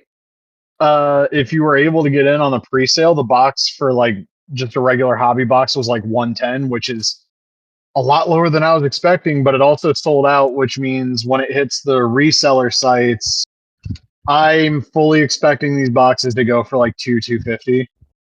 just because that's the name of the game at this point. But does it have a Michael Jordan kiss card? Well, no, Michael Jordan only does stuff with Upper Deck, so I think if we're going to be No. getting a Michael Jordan Kiss card, that would probably be the They should have like pieces of product. hands, like underwear attached to some of his cards. Remember when he used to do those commercials? Yeah, yeah, I don't know about that one though. Pieces of his mustache. That would be a little bit messed up. There was somebody that was implying they should do like body hair relic cards for like the WWE cards years ago. And I could not tell if that person was joking or not. Imagine buying a Prince Albert card. Ugh, Like, the I whole thing shudder is covered. saying. Yeah, it's not just like the little window with it. It's like it's just the No. whole card. Yeah. Yeah, you can probably feel that like through the pack. It would be horrible. But yeah, that'll probably do us for this week. Hopefully Where's my nothing. Baron von Raschke hair card? Well, unfortunately, yeah. Speaking of Baron, like they haven't really put anything like super old on the vault recently. I'm kind of disappointed. No, hopefully they'll put some stuff up soon. It'd be nice to see. Yeah, I would like to see some more like '80s house show footage or something. Like a Yeah. four-way match from like early '06 in Australia doesn't do shit for me, just to No, be no. perfectly honest. But yeah. Having said that, we're probably good for the week. Uh, until then, like don't be an asshole, and we'll either just generally bullshit next week or we'll talk about WrestleMania Challenge. I don't know.